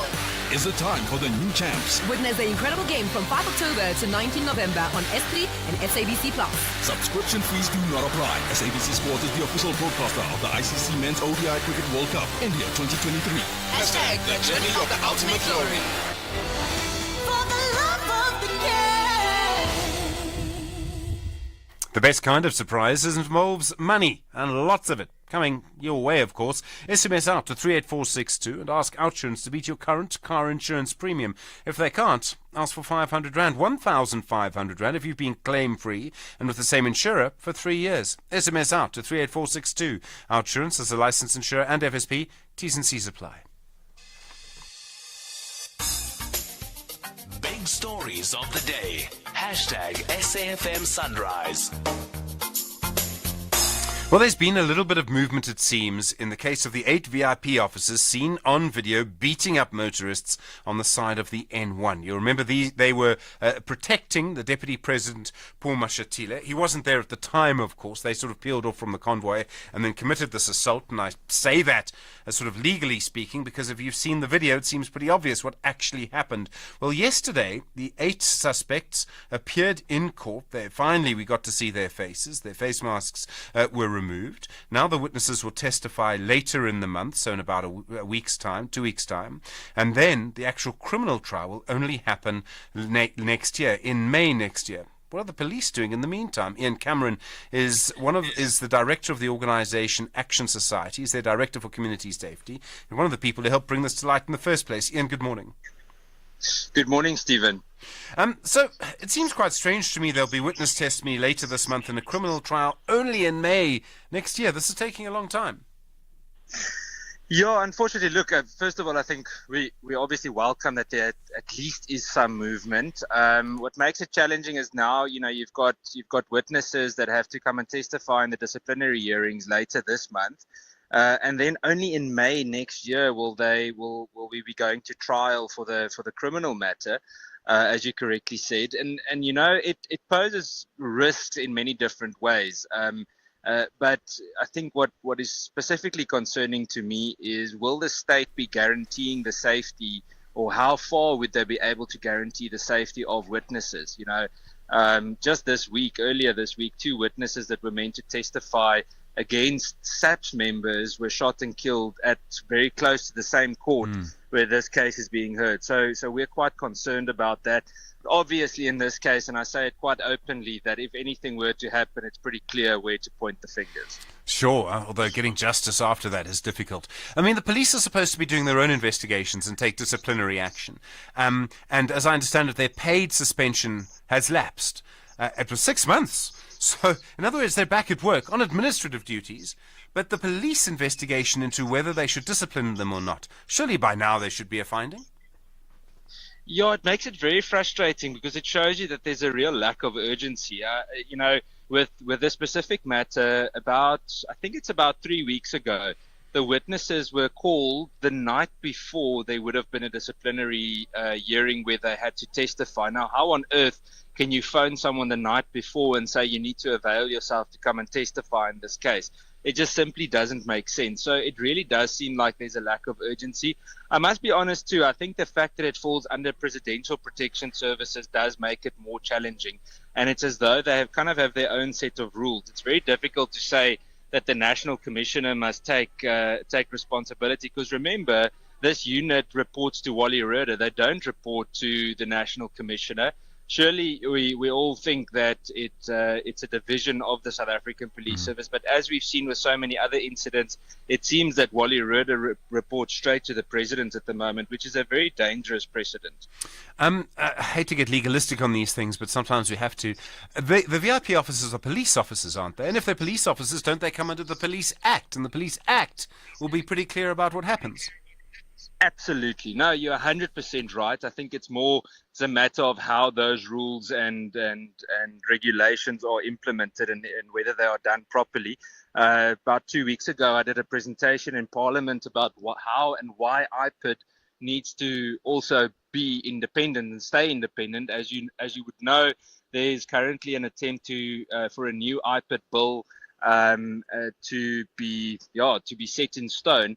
That basically says that the police minister would have most say about IPID, who appoints the executive director, etc., etc. The point I'm trying to make is that we need to make sure that what's good for the goose is good for the gander, and we need to make sure that these cops face the same rules and regulations as any other cop would, regardless of what unit they are in.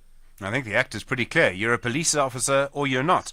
I'm not a police officer, on. therefore I'm treated in a particular way. I can go on strike, police officers can't. Absolutely. No, spot on. You're 100% right. And I think that's why it's so crucial. And I think the media has played a massive role with this specific case to make sure that it continuously gets the publicity that it should, because again, the precedent that it might set is incredibly dangerous for the country's future. Ian Cameron, thank you. Director for Community Safety at the organisation Action Society. In a moment, you'll hear from our brand new judge on the International Court of Justice. SAFM, guiding you through the rush hour traffic. Well, very heavy in the northern parts of Joburg this morning. It all really stems from the truck crash on the M1 North just after the Winnie Mandela on-ramp. So the N1 highway backed up heavily from Beyers Nordier. There's some real problems getting in on Malabongwe from North Riding, getting in off Winnie Mandela coming out of four ways. There's big diversion pressures there on Witkoppen. Witkoppen heavy this morning from North Riding. That's people avoiding the N1. So North Riding through to four ways and then four ways down through Polsoft down to Sunning Hill. That is also a combination of motorists avoiding the Winnie Mandela Drive and also avoiding having to join the N1. So there's a lot of problems around this incident. And then, of course, there's major traffic lights out along Cedar, along Winnie Mandela as well, also along Witkoppen. So it really is, and of course, all the lights on Malabongwe down. So it really is a mess around northern suburbs of Joburg. Make sure you've got plenty of time to get through that. Still queuing up out of Benoni through Boksburg. That is the crash on the N12 Joburg bound just before Rondebolt Road. N1 South, if you're looking for updates there, not as bad as it was yesterday, but still a heavy queue from Atterbury Road. Now, a big crash on your way to Pietermaritzburg at Ashburton. The road is temporarily closed with traffic backlogging right through Linfield Park and working back towards Amlas Road. There is no movement Pietermaritzburg bound on that section of the N3. If you're going to Durban, it's heavy at Key Ridge, just after Cliffdale. It's a stationary truck blocking two lanes. And motorists coming out of Durban caught getting through Spaghetti Junction to Pinetown into a crash at Pavilion Mall. Cape Town, the N7, fairly heavy this Friday in towards Bosmansdam Road. Northbound from Goodwood, southbound it's backed up beyond the Plattercliff Road, and a lot of traffic around the South Peninsula already this morning. The Muizenberg beachfront's heavily congested, and the main road from Muizenberg all jammed up through to Cork Bay. It's a lovely day in Cape Town. We'll probably be seeing traffic for most of the day in that part of the city. Also, just worth a mention, the R44 leaving Somerset West. It's a big queue this morning on your way through to Stellenbosch. It looks like an issue around the Jamestown area. Rob Byrne, SAFM Traffic. Experience a spectacular visual feast. From Prella to Picasso, Pogela to Pemba. More than 500 works. Koloane, Kandinsky, Kenridge and Clark. Exploring the diversity and looking to the future.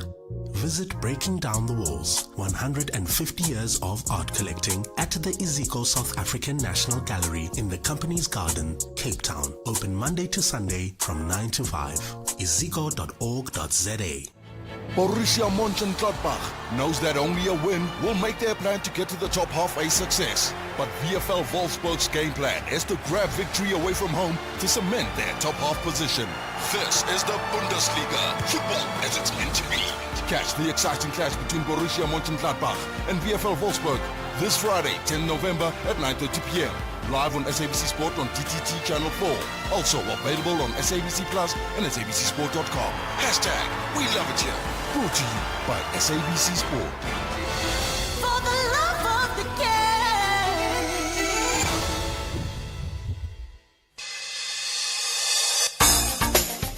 game. Big stories of the day. Hashtag SAFM Sunrise.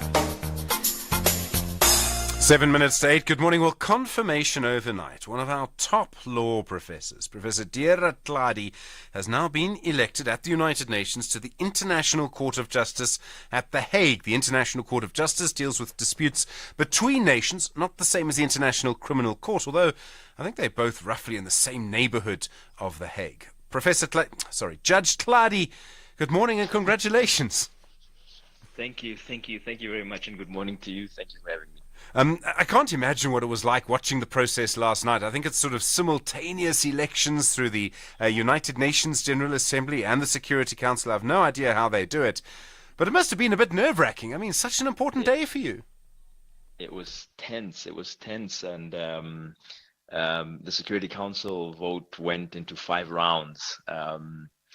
because there was one more person that got a majority than what is required, and we had to vote until only the requisite number. So it was nerve-wracking. Sure. You're obviously going to be looking at disputes between countries. Is that what the International Court of Justice sort of deals with? It's dealing with disputes between nation states. Yeah, so mainly it is so disputes between states. There's also what is called advisory opinions, where an organ of the United Nations requests an advisory opinion from the International Court of Justice, and the International Court of Justice then renders that advisory opinion. But so these are the two types of jurisdictions that it has. I mean, some of the things could be quite difficult and contentious. I mean, you think of what's happening in the South China Sea, border disputes between India and China, arguments about dams, arguments about rivers. I mean, and they're really important. I mean, they really matter. Yeah, I mean, to give you an example of some of the things that are currently on the docket of the ICJ, the Russia-Ukraine war is on the docket. The first hearing that I will have an opportunity to sit on is actually the situation in Palestine. So all of these are really big issues, and these are just two examples. Another example of something that'll be on the hearing schedule of the court soon will be an advisory opinion on obligations of states relating to climate change. So yeah, I mean, really, really big stuff, really important stuff. I know you can't give us any opinion on any of these things, and I won't Yes. ask you. Well, I'll try not to ask. But obviously, I mean, do in these cases, I mean, often it's on papers, but there's oral argument. I mean, you literally have a lawyer representing a country, or a lawyer representing, the Palestinians. It works like that. It works like the court cases we see on TV all the time. That's right. I mean, I think the main difference is there isn't, at least as a general rule, you don't have witnesses, right? It's mainly oral argument by the representatives, and they also tend to be, unlike the oral arguments that you might see here, they also tend to be a lot more dry, and so there's very little interruption. So from the bench, but yeah, I mean, I think that's more or less what happens. I understand that you worked on cases in Africa. I think the Grand Renaissance dams, Sipho Mantula told us this morning, the Lake Malawi case. Is that right? I mean, that experience could be maybe quite helpful. Yeah, I mean, I so obviously those are political processes that were involved, but those political processes also required legal insights, and so I was a lawyer assisting with respect to the Grand Ethiopia Renaissance Dam. I was actually assisting the African Union with possible options, and the same with the Malawi and Tanzania dispute concerning Lake Malawi was they're advising the mediators. The mediators were Thabo Mbeki, Festus Mogae, and Chisano. So yeah, that's the kind of knowledge and the kind of expertise that's used. There's exactly the same kind of expertise and knowledge that would be required at the court in the event of a dispute in relation to those situations. And working with judges from other countries, Judge Claudia, I mean, justice is justice, but there can be different traditions of justice. Maybe different legal traditions. Maybe that's a better word. Are you looking forward to working with judges from other countries? Yeah, I mean, so fortunately, a lot of the judges on the International Court of Justice I know, I've worked with them in other capacities. A lot of them were members of the International Law Commission, where I was a member for a period of 10 years. And some of them I know from academic circles. So yes, I'm looking forward to working with them. It's always robust discussions. With a lot of them, it's always robust discussions and trying to convince each other, but always in a very collegiate way. I find, I mean, there's a funny thing about international law, and maybe you can help me out here. That I know kind of what South African law is, right? And I'm not a lawyer, but what I'm saying is, I have a little copy of the Constitution, the little book, and I know that I have the right to freedom of expression, and I know quite clearly what I can't use it for. So there are two limitations. I know what those are, and that to me, I think, is clear. Actually, to most South Africans, we know what our law is, sort of. We have a sense of it. People talk about international law. And it seems to me there's a lot more argument over international law. It's not quite as clear. Have I misunderstood that? I mean, it doesn't seem to be quite as obvious that this is right and this is wrong under international law as it is, say, under South African law. Yeah, I think, I mean, there are a couple of things that that that perhaps give rise to that kind of a perception. So the one is, we're talking about the International Court of Justice, but the International Court of Justice does not have compulsory jurisdiction. So the fact that there's a dispute which would, in terms of subject matter, fall within the jurisdiction of the court does not mean that the court will be able to hear that matter. States have to have consented, which means a lot of disputes actually never get to the ICJ. The result of that is that states are able to engage in what we call auto-interpretation, so they can make arguments. I mean, in our situations, if there's a dispute concerning what the government may or may not do, we can all have very different views, but ultimately it can always, not sometimes, but always be tested by a court of law. And that's not always the case, so with international law. So that's one of the reasons why there's this perception of unclarity. The other reason is the sources. Now, with treaties, of course, it's clear, there's a treaty, it's written, and of course you can engage in a process of interpretation. But another major source of international law is customary international law. And so what's customary international law? Customary international law is the general practice of states, which they accept as law. And you can just imagine that there's so much possibility for argumentation and differences of views as to what constitutes practice. Is it general enough? Is it widespread enough? And was it undertaken with the intention to establish legal rules and all of those things? So those are some of the things that make it a lot less clear and stable than domestic law. Professor, thank you so much. Sorry, Judge Tladi, thank you so much. I keep thinking, I noticed you and I were born in the same year. And I keep thinking, my entire family is going to spend the weekend saying, do you know, this guy's the same age as you, and he's at the International Court. What have you done with your life? So congratulations. Well, I think you've done a lot. Thank you. Judge Derek Tladi, it's an honor to talk to you, sir, and congratulations. And we look forward to you representing us in such an important thing at the International Court of Justice in The Hague. Judge Tladi elected by the United Nations last night. You were there, SAFM. It's 8 o'clock. Our insurance will go out of their way to try and save you money on your car insurance. If they can't, ask for 500 Rand. SMS out to 38462. Now that's good news. Independent and impartial. This is SAFM News. In our top stories, Gauteng Education launches probe at special needs school and Mashatile is satisfied with SAPS crime fighting operations. Good morning. The Gauteng Education Department says it has launched an investigation into recent incidents of alleged ill discipline and maladministration at the Hope Learners with Special Educational Needs in Westcliff, Johannesburg. The incidents include the rape of a grade 4 boy learner at the school's boarding facility, allegedly by a grade 12 learner, and a learner's sharing of cookies laced with dacha with other learners. The department spokesperson Steve Mabona. We will then be working very closely with the school community on how we're going to be moving forward. But we will be working closely with the principal to pave a way forward on how we're going to be moving, towards the direction of managing that school. We are aware that employees raised concerns, which we've been attending to. The psycho support has been supporting the school. As you will understand that learners with the special educational needs, they need special attention. We need to do that and make sure that the school is fully functional. The Deputy President, Paul Mashatile, says he's satisfied with the crime-fighting operations the SAPS has launched. He was answering oral questions in the National Assembly yesterday. This was Mashatile's opinion on the capacity of the Police Minister, Bheki Cele, and the National Police Commissioner, Fani Masemola, to deal with the increasing lawlessness in the country. I have confidence not only in the Minister of Police, Minister Cele, Deputy Minister Matale, and Commissioner Masemola, but in all men and women in blue, right to the lowest ranking police officer, who are committed to fighting and defeating crime in our communities. Crime prevention and combating action plans through Operation Shanyela are yielding results.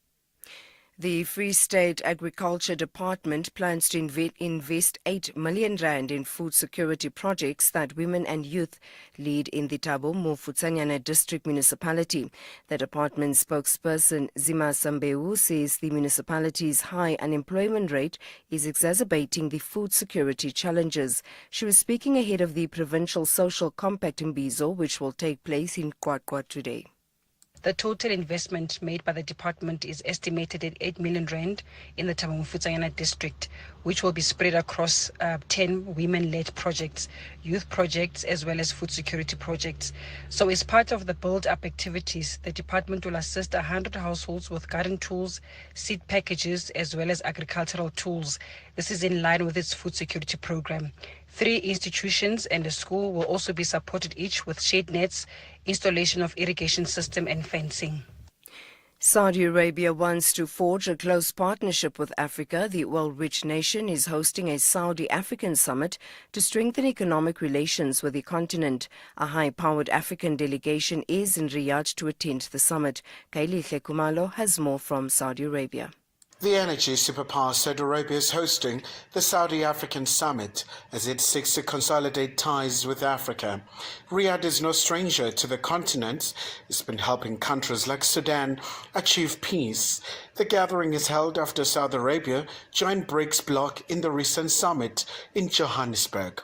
The kingdom's Crown Prince Mohammed bin Salman is also modernizing the Saudi's economy as part of his Vision 2030 to transform the Western Asian economy. Meanwhile, a number of African leaders are set to attend the session in Riyadh. And finally, surgeons at New York University say they've carried out the world's first complete eye transplant. Aaron James underwent 21 hours of surgery to receive the new left eye in an operation in which half his face was replaced. He has sustained severe injuries after touching a high-voltage power line last year.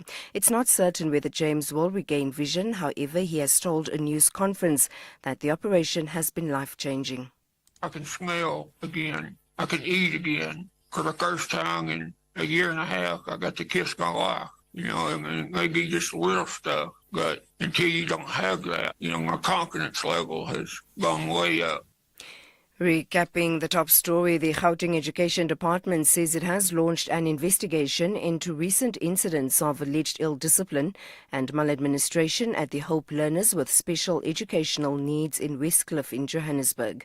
For SFM News, I am Anne Musa. And thank you. Those were the top stories for this hour. Don't miss out on a possible car insurance saving. SMS out to 38462 for a quote. Outsurance, where you always get something out. Is your cash flow tighter than bumper-to-bumper traffic on the N1? Navigate the financial gridlock by asking Outsurance to save you money on your car insurance premium. If they can't, ask them to pay you 500 Rand cash. That's monthly savings, or 500 Rand cash. If they can't, beat your premium. Claim free and with the same insurer for 3 years. Ask for 1,500 Rand instead. SMS out to 38462 for a quote. That's out to 38462. Outsurance is a licensed insurer and FSB. T's and C's apply. A very good morning to you. In your SFM sports headlines, it's cricket. The Proteas take on Afghanistan and are chasing momentum before the semi-finals. And we have Soweto derby build-up as Kaizer Chiefs coach Kevin Johnson concedes that Amakhosi are favourites as they take on Orlando Pirates. All this and more just before 8:30. SAFM, guiding you through the rush hour traffic. Northern suburbs of Joburg remain heavily backed up following this morning's truck crash on the M1 North at Main Road Bridge. This is just north of the William Mandela on-ramp, so the highway stays heavy from Beyers Nordier. Real problems getting into that traffic on Malabongwe Drive from North Riding, William Mandela from Four Ways, and motorists just avoiding the N1 and the on-ramps, jamming up Vickoppen from North Riding up to Four Ways and Four Ways right through to Sunny Hill. It's very heavy. The other big story we're watching this morning is the closure of the N3 to Pietermaritzburg. It's shut between Linfield Park and Ashburton due to a big truck crash. They've got recovery teams on there at the moment. Nothing getting through. Traffic to PMB just backlogging through to Umlas Road. If you know that sort of alternative Umlas Road out to Thornville, R56, just might want to get onto that and keep yourself moving. Also crash at Pavilion Mall on the way to Pietermaritzburg, so delays from Spaghetti Junction. And Cape Town, Marine Drive easing up nicely this morning, coming out of Tableview, but the big pressure stays on the N7, both ways, south from Dunoon, north from Goodwood, heavy jams into the Bosmansdam Road. Rob Byrne, SAFM Traffic. SAFM Sunrise. A vivid start to your day. Hey, good morning, 086 000 2032. I'm Stephen Grootes. Welcome to SFM Sunrise. So much to look at the moment, and you've heard, of course, conversations around corruption, what the president's been saying about it. You heard from the chair of the National Anti-Corruption Advisory Council. We've been talking also, of course, about money, government money. I see KG wants to talk about that. KG, we'll hear from you in a moment. VIP protection officers, and then congratulating, really, Professor Deere Tladi on his election to the International Court of Justice. Really incredible, just amazing. Imagine the celebrations in that family this weekend. Lots to talk about. We'll talk about genetics and medicine. We'll talk about the anti-crime operations in Joburg. And of course, from 8:30, you can still book your spot now. By the way, your story of the week. What for you stands out this week, 9 after 8? The Kosi Nation says, Ikosi alphela umoya, but the Bucks are confident that yonke indawo ibhakabhaka liyaphumelela. Who are the real kings of Soweto? Gold and black or black and white? Uhamba nobani, amakhosi or amabhakaniya? This is the DSTV Premiership, the Soweto Derby. Kaizer Chiefs versus Orlando Pirates on Saturday, 11 November at 2:30 p.m. Live on SABC 1 and SABC radio stations. Also available on SABC Plus and SABCSport.com. Hashtag We Love It Here. Brought to you by SABC Sport.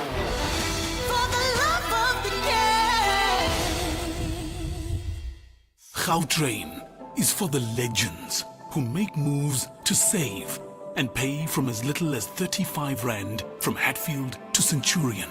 Is for Ikoko who steady chill on neutral on a downhill just to save fuel.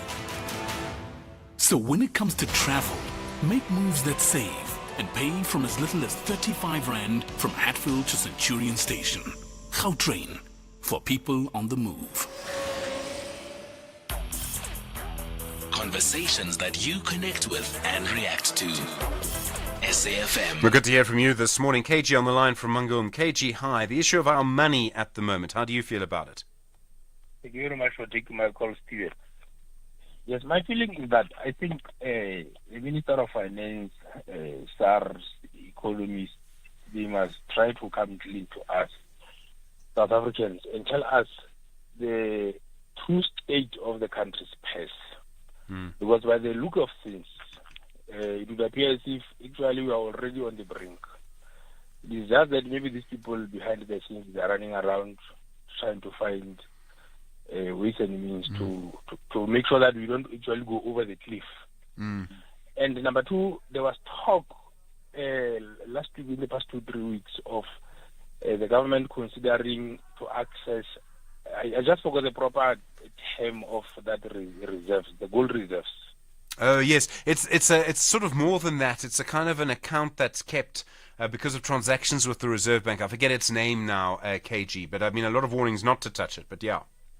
Yes, so I would urge all relevant people who've got the money to do so to stand ready to take the government to court should they even attempt to go anywhere near that account. Oh really? My reasons are these. Yes. Remember, the VLA waterfront in Cape Town used to be owned by Transnet. Yes. So after the theft at Transnet, when there was nothing left to steal in the form of money, somebody somewhere sat down and concocted the idea of disposing of non-core assets of Transnet, whereby that VLA waterfront was sold for billions and billions of rands. And when such was available in the account, the looting and the stealing continued. The same applied to Telkom. Telkom used to own a portion of Vodacom. After Telkom proper was stripped bare, when there was nothing to eat there and to steal, then somebody somewhere sat down and concocted the story to convert, to sell the Telkom stake in Vodacom. KG, I don't know if that quite stands up on the timeline on that one. Transnet, maybe we can argue about it. I'd be surprised, but I mean, I don't know about Vodacom. But I hear your point. In other words, we've got to be very careful what happens with money. Yes, Stephen. That was raised to 15% a few years ago. What happened is it didn't assist us with nothing. The money came in, but where's the money now? Yeah. In the past 2-3 years, there was a mining boom. A lot of money came in from the minerals and everything. We are told that the mining companies paid so many trillions of rands in the form of tax, which was income to the government. the money was stolen. It was just more money to steal. Well, I don't know if it was stolen, KG. I mean, I During think, COVID. yeah. KG, thank you. I'm gonna end it there. I mean, my understanding is that money went to the TERS grant, the SRD grant. So I think that was sort of, where it ended up. But I hear your point about just trusting government. I think 14 after 8. Agenda setting conversations of the day. Well, we've been talking so much about crime this week, and I didn't even get a chance to mention that the President's confirmed 3,000 soldiers will be joining the SAPS on the streets to operate against illegal miners, to operate against crime. It's called Operation Prosper. Meanwhile, in Joburg, the Joburg Metropolitan Police Department, the Tactical Reaction Unit, they're launching a big crime combating operation. The member of the Mayoral Committee for Public Safety for the city of Joburg is Councillor Dr. Mklini Traku. He's also, of course, from the Economic Freedom Fighters. Councillor Traku, good morning.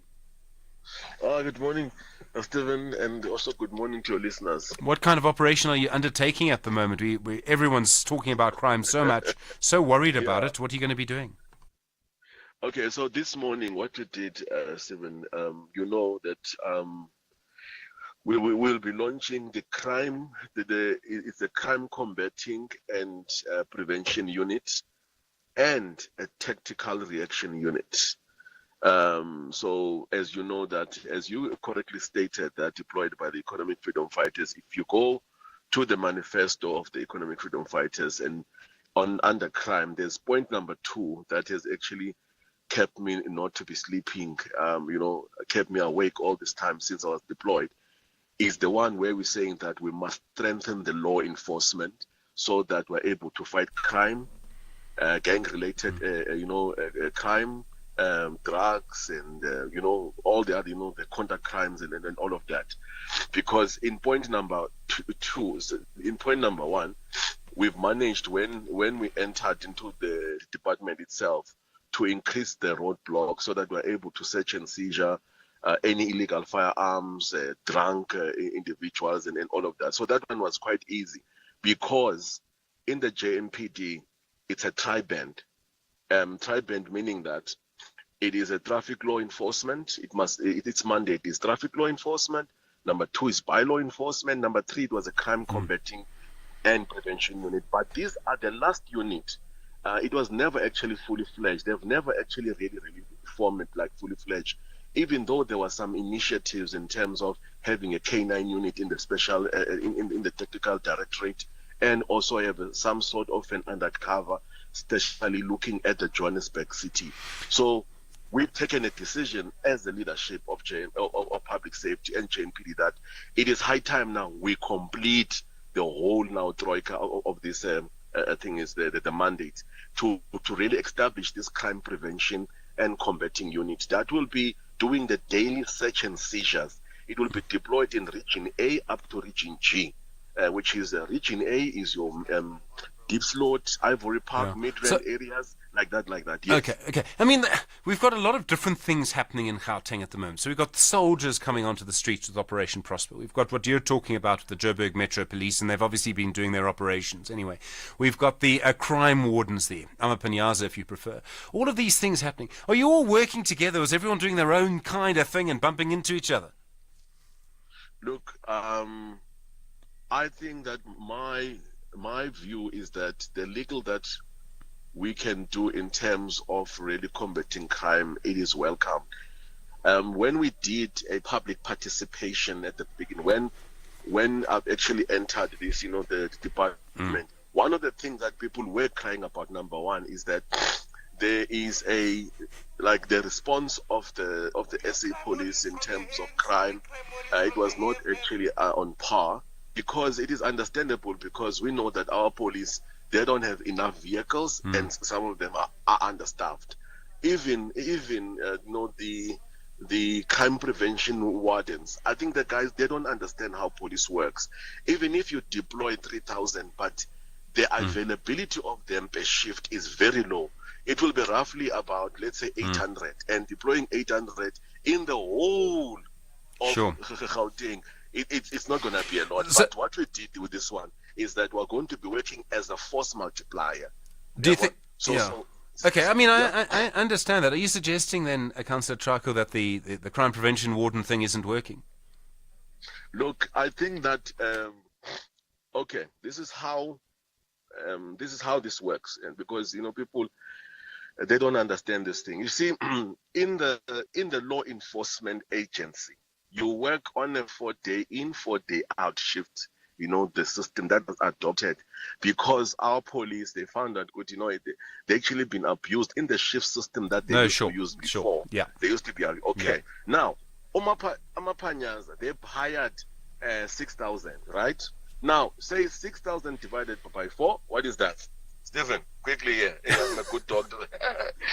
6,000. So if you say 6,000 and then you divide that by 4, it gives you 1,500. It gives 1,500. Yeah. Okay. And then you must divide that. They say they are going to deploy them per ward. So in Gauteng you got 550 wards. So divide that by. Yeah. So basically we just don't have enough people. Wards. That gives you only 3 panyazas per ward. 3. Yeah. Yeah. One. So when the guys they've hired them, they did not understand the kind of the shift system that they are working on. That's why you don't see them. That's why is that us, as the JMPD, we are going to be prioritizing on the high crime rate areas. For example, you've got your Johannesburg CBD. Sure. You've got your Johannesburg, Rotterport, Midrand, Hillbrow, and all of that. So ours will be scientifically based so that we can maximize the resources that we actually having.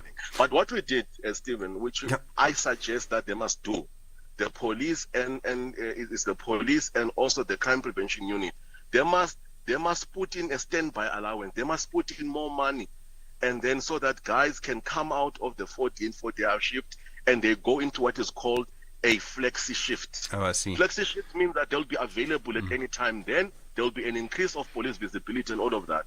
Yeah. Well, so that is what we've done. More cars. We've actually bought more cars.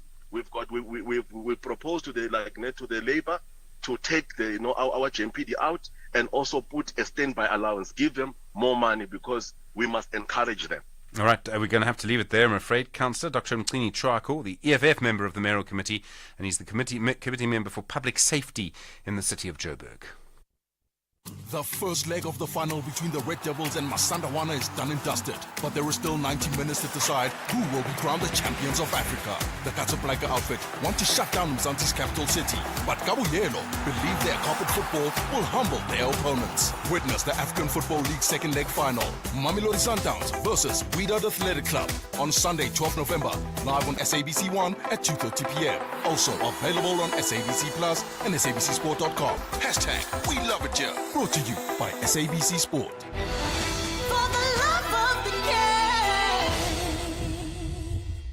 No matter how much you plan, sometimes life happens. And when life happens, there's Cash Converters Cash Advance Loan. Our 30-day cash advance loan allows you to take care of those unexpected surprises. Simply bring in your items such as jewelry, tech, and more.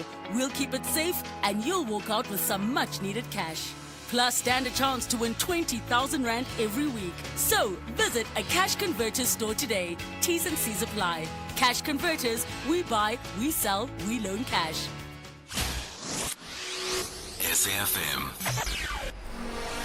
Prime time all day long. Do you take a lot of medicine? I mean, do you take a couple of pills every night? Are you at that sort of age where maybe you do that? Are you sort of changing what you eat as you sort of go through life? Do you find that from time to time, actually, you need to take particular medicine in particular ways, and you find that maybe it doesn't have quite the same impact on you that it has on other people? And one of the sort of science's next big things, and I mean, we often have lots of next big things that turn out not to have been the next big thing, but this sort of next big thing is around looking at your genetic profile and then having particular medicine that would work for you and not for other people. And it's really quite an interesting area of science. Dr. Yvonne Holt is the medical director at Next Biosciences. They're a company involved in this area. Dr. Holt, good morning.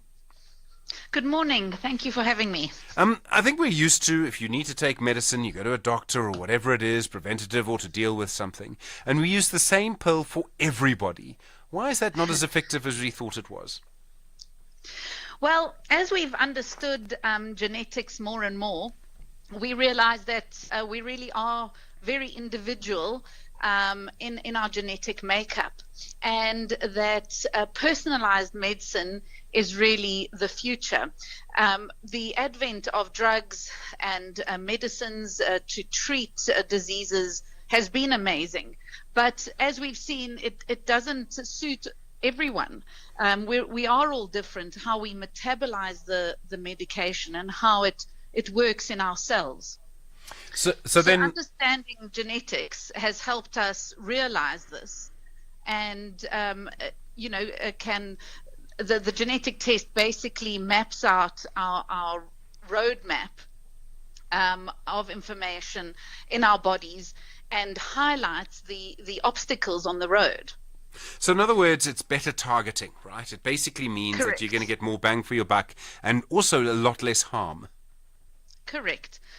So understanding your genetics, understanding that if you metabolize a certain drug very quickly, which means your body will use it up, and the effect of the medication won't last long enough. So, for example, a painkiller. If I take a painkiller and I'm a high metabolizer of that painkiller, it will only last me an hour or two instead of the 4 hours that it's supposed to last.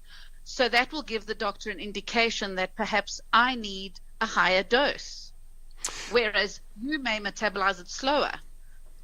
The profiles, the genetic testing sort of profiles that we do now, how detailed are they? I mean, will they tell us everything we need to know? And I can just imagine, some people are going to say, I'm genetically thin or I'm not genetically thin, and this is just the way of things. But that also tells us it goes to diet, for example, too.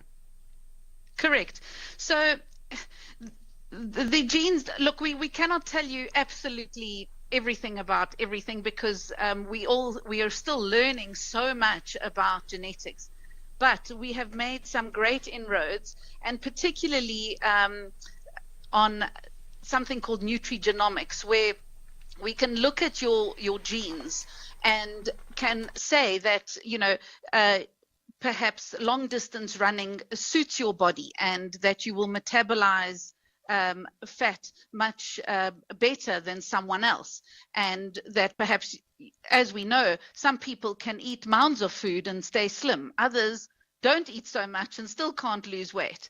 So these nutrigenomics tests can give you that indication and help you manage your lifestyle better to suit your particular genes. Is it expensive at the moment? It is because of the amazing technology that it uses. So all these tests, the pharmacogenetics test telling you about your which drugs would suit you, your nutrigenomics tests, they're all around 5,000 Rand.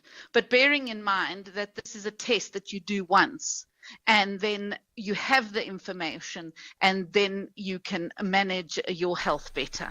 Dr. Yvonne Holt, thank you very much indeed. The Medical Director at Next Biosciences. This is SAFM Sport with Zai Khan. Zai, good morning. Up against Afghanistan. Yes, we are rallying behind our team, the Proteas. There's a clash this morning. 10:30 is when the first ball will be bowled. Now, two of South Africa's defeats, I'll have you know, at the ODI World Cup came while chasing. But Proteas batter David Miller does not think this is a major concern for them. We have chased a lot of games in the past, and I don't think it's something that is a huge issue at all. The guys do certainly have the skill and believe that we can chase anything. It's I think it's just comparing to what we have done batting first, which has been exceptional. So we haven't been horrific chasing. It's just been one or two games where we slipped up, which is part of the game. We have spoken about and dissected in that, and it's just about making sure that we've got that platform and giving ourselves the best chance.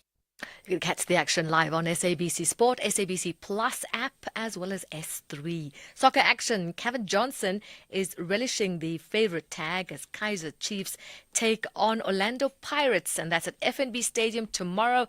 3:30 is the kickoff. Both teams have played 11 matches of the season. Chiefs lying in 7th on the log, and the Buccaneers occupy the 10th spot. But Johnson hopes he can turn Chiefs' fortunes around. Say this team has got that potential, and I think you need to bring from a bigger team and put it in this team, but not as a head coach. A head coach will always be changed in any club, but I feel that this team is not where it's supposed to be, and maybe with my little knowledge that I have, I think this team can be as big as it should be. Golf action American Max Homer says he wanted to put on a show for the Sun City crowds at the Nedbank Golf Challenge, and he did just that yesterday, claiming a share of the first round lead in Africa's major. The world number 8 opened with a 6 under par 66 to share a one-stroke lead with Nicolai Højgaard, Dan Bradbury and Vincent Norman. I don't feel like I'm swinging it amazing, but my short irons are very good. I feel like I putt it really awesome today. So I just tried to take advantage of that. I was obviously pretty rusty, so in the beginning of the round, the goal was just kind of to give myself some putts. On the back nine, I started to find a little something with my driver, which was nice. I was able to be a bit more aggressive, going for the par 5 and 2. Whatever it is, 14, that was like just an advantage. So I started to swing it a little bit better as the day went on, but I just tried to kind of think my way around the golf course. Henny du Plessis is the leading South African after day 1, following a round of 2 under par 70. And finally, MotoGP, the defending champion and current leader, Francesco Bagnaia, says it's a pleasure to have a kind of pressure as he goes into the title race battle. Speaking ahead of the Malaysian Grand Prix, here's the defending champion, Francesco Bagnaia. It's one of my favorite tracks. I love always to be here.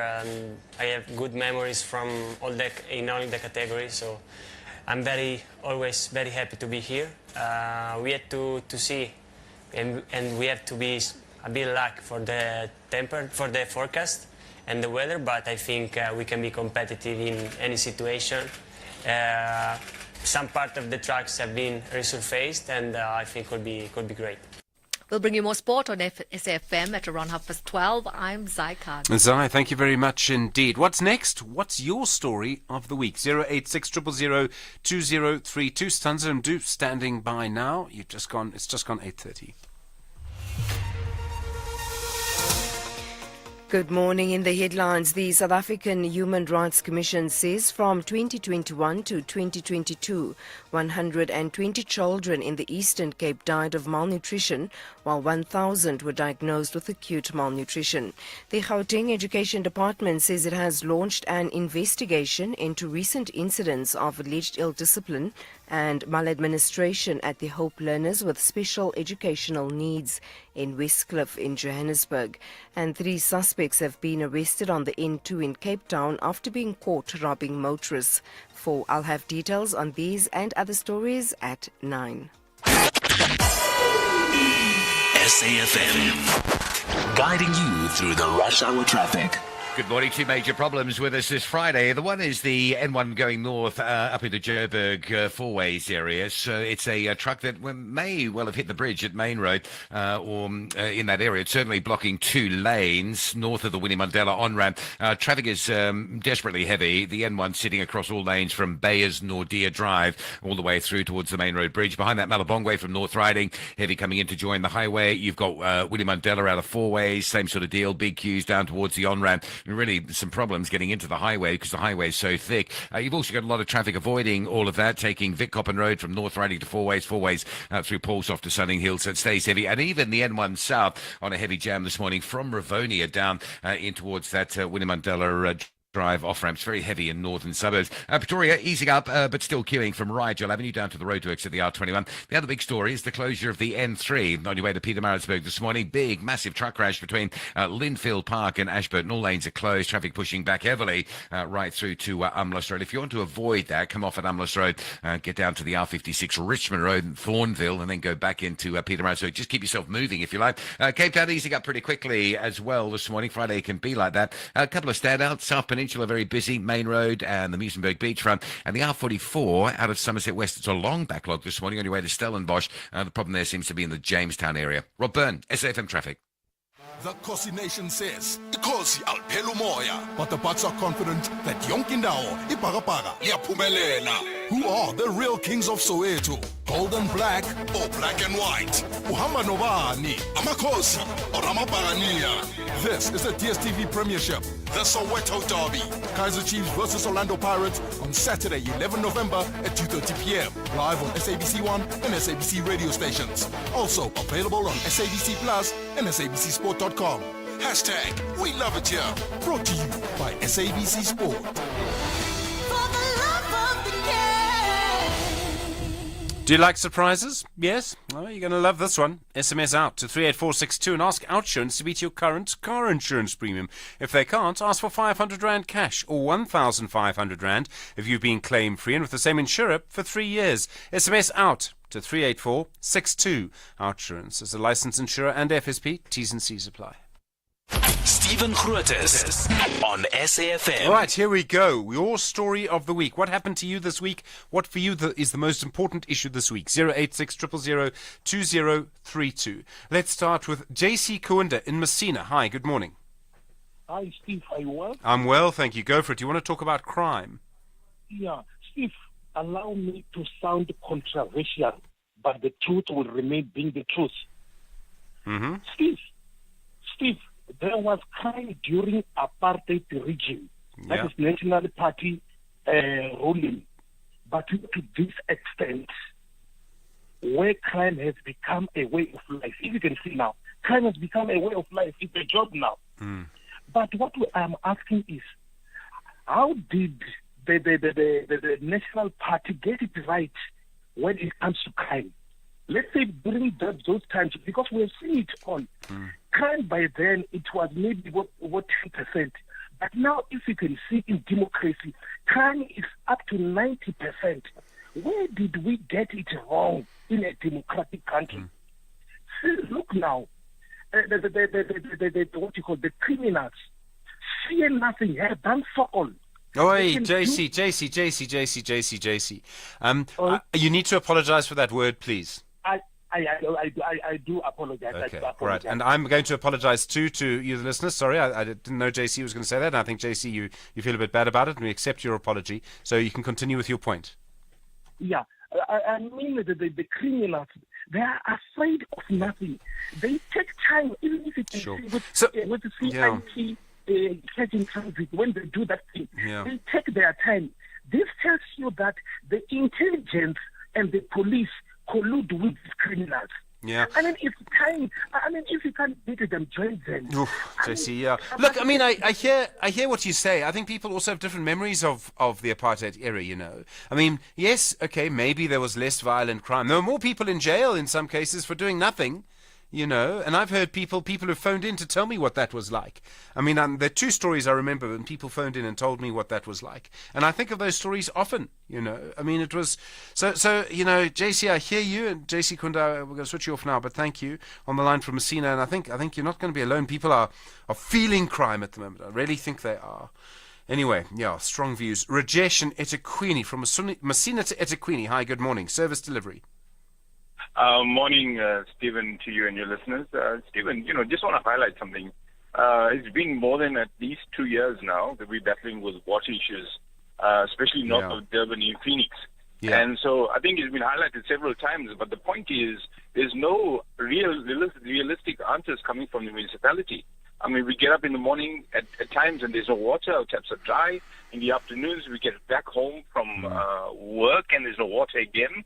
And you know what the problem is that we're being charged a surcharge on infrastructure in our new utility bills, but what infrastructure is being put in that we're being charged for, and yet again we have no service delivery. And I think about the fact that recently we had the issue about the Westville Civic Society. I mean, the Residents Association, yes. Yeah. And so, they obviously lost the case, but again, on what grounds? I mean, we're paying for a service that we have nothing. We see nothing in the municipality. So how much is that infrastructure surcharge, Rajesh? I didn't know there was such a thing in eThekwini. There is one on the utility bill. Yes, there is. There is one on the utility bill. And so, you're charging us for something that we're not seeing at all. I mean, how is that possible? It does not make business sense to pay for something that you're not receiving, isn't it? No, of course. So why does the municipality think it's okay to do that? And every morning, evening, we have no water? I mean, there's absolutely nothing. Do you live on top of a hill, Rajesh? I live quite close to the Reservoir 2 in Phoenix. Okay, so there's no excuse, really. There's no excuse. And so it's consistently a problem. Yeah. I don't understand why, even that we have the DA in the Phoenix area, they've won 5 of the wards. And all they do is just send us WhatsApp messages, Facebook messages to say, our taps are running dry, fill up. But the point is, again, none of us at home to fill up the water. No, sure. And so, we live in our bottles on wrong ends now. It's and expensive, so, yeah. we need to change this. All right, Rajesh, I've heard you, yeah. I wasn't aware of the sort of surcharge for infrastructure. You're getting nothing for it. I can imagine the frustration. And more I worry that people are just going to move away from councils, just not going to pay at all. But Rajesh, I wasn't aware that was still such a problem with water. Okay, doing Stanza on our list for Monday morning. I think eThekwini water check. Ednick, we'll see if we can get him again and just talk a little bit more. Rajesh, thank you. In Gingy and eThekwini, have I pronounced your name correctly? Good morning. Yes, Gingy. Gingy, go for it, Gingy. Corruption. Yeah, morning, Steve. Thanks for the opportunity. Sure. It's with regards to the anti-corruption. Yes, and the advisory president, committee. yeah. Yes. It's very disturbing and irony that the president can be in the forefront of fighting the corruption in the country. If you look at his ministers that are quite recently involved, like. Who's this guy in Ziman? Who's the other guy? And also Frigid Mbalula. Okay, hold on.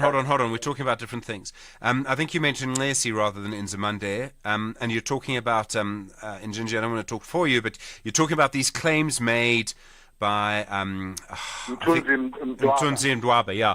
And I mean, I must say that I find the timeline, and for me, I must just point this out before we continue the conversation. Sorry, Gingy, I'll come back to you in a sec, but Mthunzi Ndwaba has been accused of quite a serious thing in terms of, benefiting from contracts he shouldn't have. And it's only after that he makes claims against the people that you mentioned in Gingy. All right, I just wanted to point that out. Anyway, continue. Yes. And also, if you look at how the corruption is ravaging our country, I heard this morning talking to Professor Kachalia, yeah. Yes, with regards to the Deputy Minister of Water and Sanitation, that is still hanging around in the president's cabinet, while he's been implicated, highly implicated with. I find it amazing, and I put it to Deputy Minister Mahlobo. I mean, he's had a chance to respond, and he says he disagrees with the findings and all the rest. I still think there's a reason why I asked the question. Let me leave it there in Gingy. So I think you and I are pretty much on the same page. Yes. So that's what bothers me. Yes. Yeah. That's all I can say. But corruption is ravaging our society, our communities, our government, our businesses, and all those things. Yeah. So. It's a highly contested issue, man. Sure. And Gingy, thanks. And thanks for using the word boggles. I like that word. I'm going to think of that word. Mrs. Q in KwaZulu-Natal. Yes. Hello, Mrs. Q. Good morning. Good morning. I'm 66 years of age, right? And I'm not talking about racism, but to my knowledge and my experience of growing up, when de Klerk was running the country, we had a smooth sailing thing. But now, the service delivery, corruption, raping, and it scares me because of my grandchildren growing up in this country. Look, Mrs. Q, I mean, I think we all, I'm always amazed that we all look back and think things were better when we were young, and I think that's partly because our bodies were younger and we felt younger and life was getting better. And actually, for older people, I don't know if it was, I think that we look back at that time and think it was like this and like this, but I don't think it was. I think it was a very difficult time during the 1980s. And in KwaZulu-Natal in the 1990s, we had our highest murder rate ever during the transition to democracy. Never, not raping and stealing and crime and motions you're scared to go anywhere because of old people, We can't even drive. We can't go to a function in the night because of they just get you at the robot. Right? When you stop at the robot, they smash your window, smash and grab.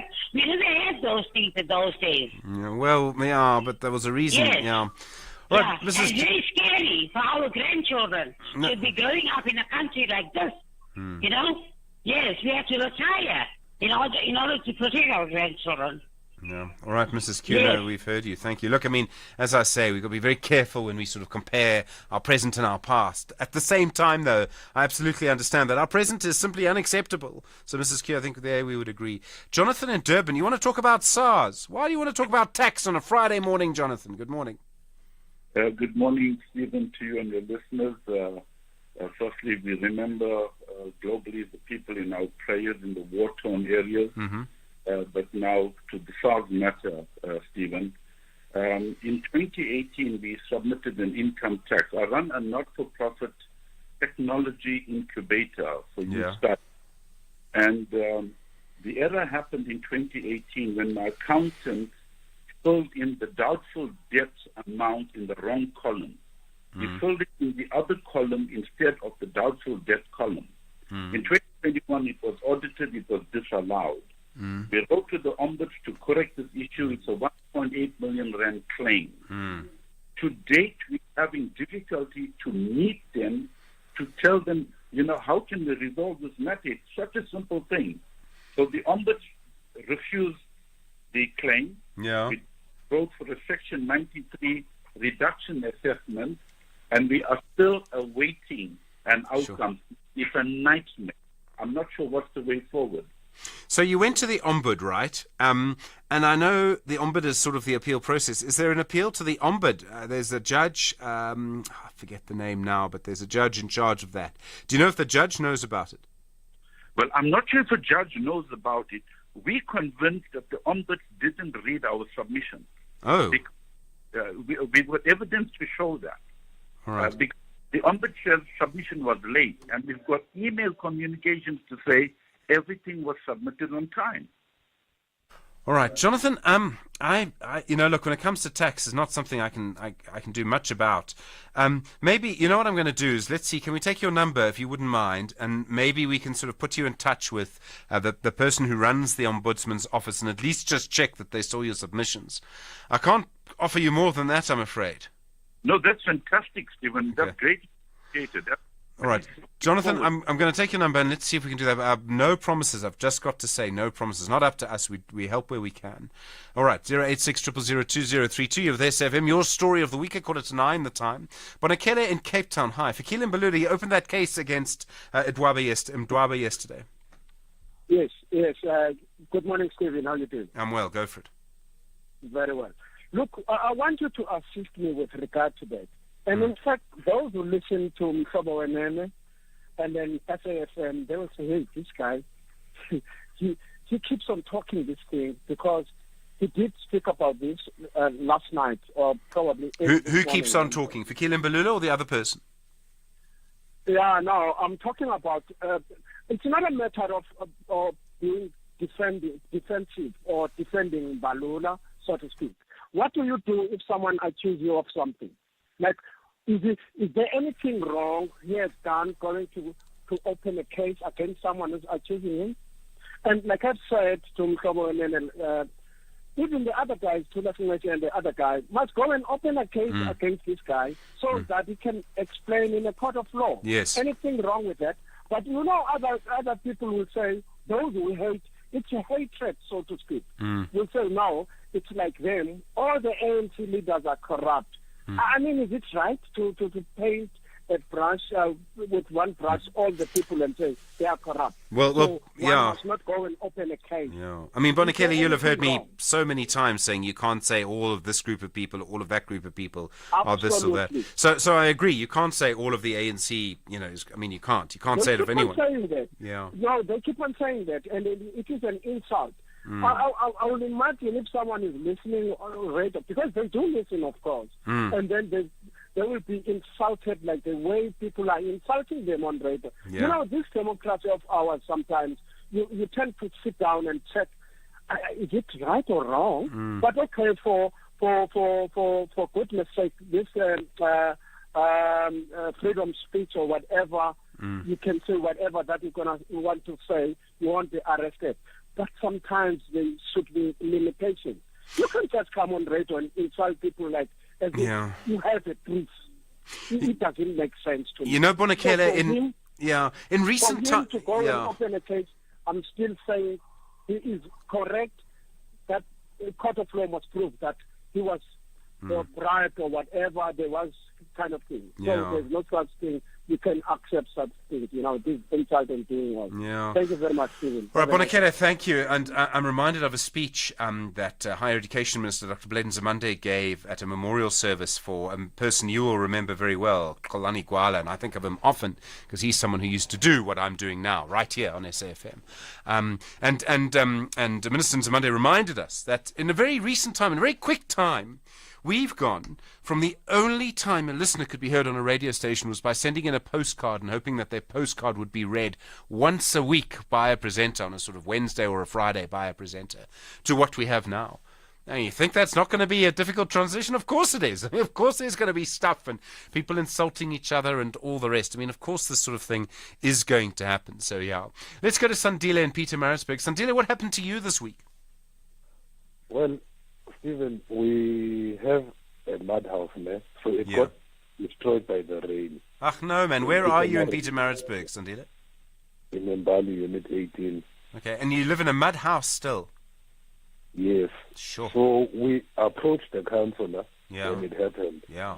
And the councillor sent us to the ward committee member. Mm-hmm. And we spoke to the ward committee member, and then we sent him a letter and everything to prove that, because I'm visually impaired, Oh, no. I can't see. Yeah. And my sister, she was not working, so we are only dependent on the grant. Our parents passed away in our mother 2012 and our father in Oh, 2008. Sandile, that's very tough.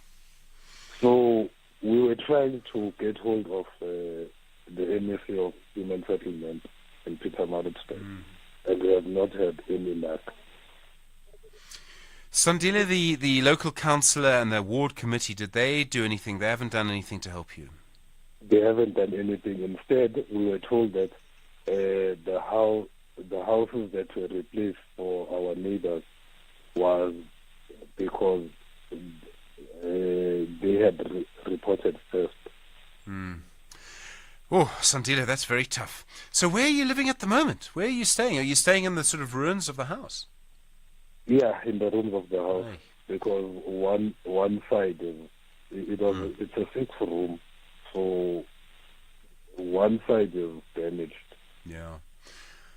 Okay, Sandile, I'm not sure what to advise. I'm going to ask if anyone can help Sandile, or if anyone's got any advice for Sandile, please, on 086 000 2032. Sandile, that's a very tough situation. I'm really sorry to hear that. And you listen to Sandile sort of talking about what's happened to his family, and you're kind of reminded of what we've all lived through over the last few years. Sandile, I'm going to be thinking of you when I drive home today. I'm hoping that someone in the time we have left, maybe with Kathy later, could actually come through and help you out. 9 minutes to 9. SAFM, guiding you through the rush hour traffic. It's been a generally light traffic volume morning, with the exception of motorists that have been caught around some major incidents. And the two on the go at the moment are this truck crash on the M1 North at Main Road Bridge, just north of Four Ways. Looks like that truck's crashed, or possibly it's been too high and it's hit the bridge, but it's also resulted in a diesel spillage. So 2 lanes closed, M1 North. Backlog still extreme from as far back as Bay as Nordia. Malabongwe from North Riding down towards the highway on-ramp. William Mandela out of Four Ways towards the M1 highway on-ramp. That's all very heavily backed up. Routes like Douglas and Grosvenor taking motorists diverting away from William Mandela, Vic Hoppen from Four Ways through Paulsoft and down to Stonehaven. Drivers get in towards Sunninghill. That's all very heavily backed up again, with motorists avoiding the William Mandela and the N1 highway options. The other big one that we're watching is a closure of the N3 on your way into Peter Maritzburg, having left Durban. It's a major truck crash scene. Recovery is at the scene of this, so hopefully it won't be too much longer. They'll get that vehicle off the road and get the road open, but it's a heavy backlog from Umlas Road moving through to the closure point just north of Linfield Park, Peter Maritzburg bound. Cape Town this morning, a little bit of traffic on the elevated freeway across the foreshore heading into the CBD. And don't forget, it's the weekend. If your thoughts are turning to a bit of travelling inland Western Cape, maybe the Winelands, Franschhoek Pass, the R45 that opened earlier this week with a link between Franschhoek and Villiers-Dorp being re-established. There are some sort of self-regulating stop signs at some work areas and still no trucks. The Franschhoek Pass only open for light passenger vehicles. Rob Byrne, SAFM Traffic. Have you ever noticed how unique the rugby ball is? You should check out Head High. The rise of junior rugby stars Mana and Tai. Vince is not just their stepfather, he's their coach. Catch the brothers' dream of the black jersey, Head High, every Sunday at 9 p.m. Live on SABC Sport on DTT Channel 4. Also available on SABC Plus and SABCSport.com. Hashtag Rugby Drama Galore. Brought to you by SABC Sport.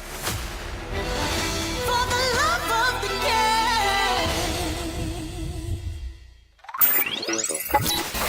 The award-winning SFM playwriting competition is back.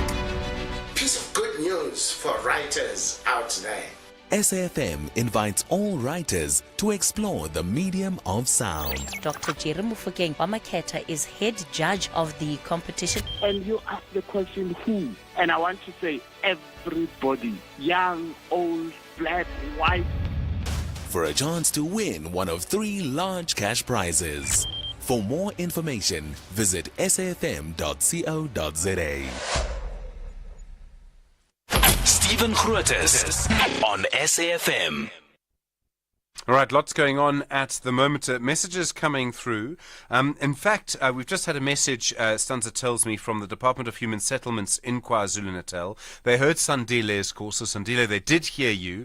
And the messages, they say they will deal with it right away. They'll have to involve the municipalities. So Sandile in Pietermaritzburg, and he told us that the difficulties that you're having, you're not sighted yourself, your sister isn't working, your house had this natural disaster, a mud house. I mean, still living in a mud house. And I know that people are forced to.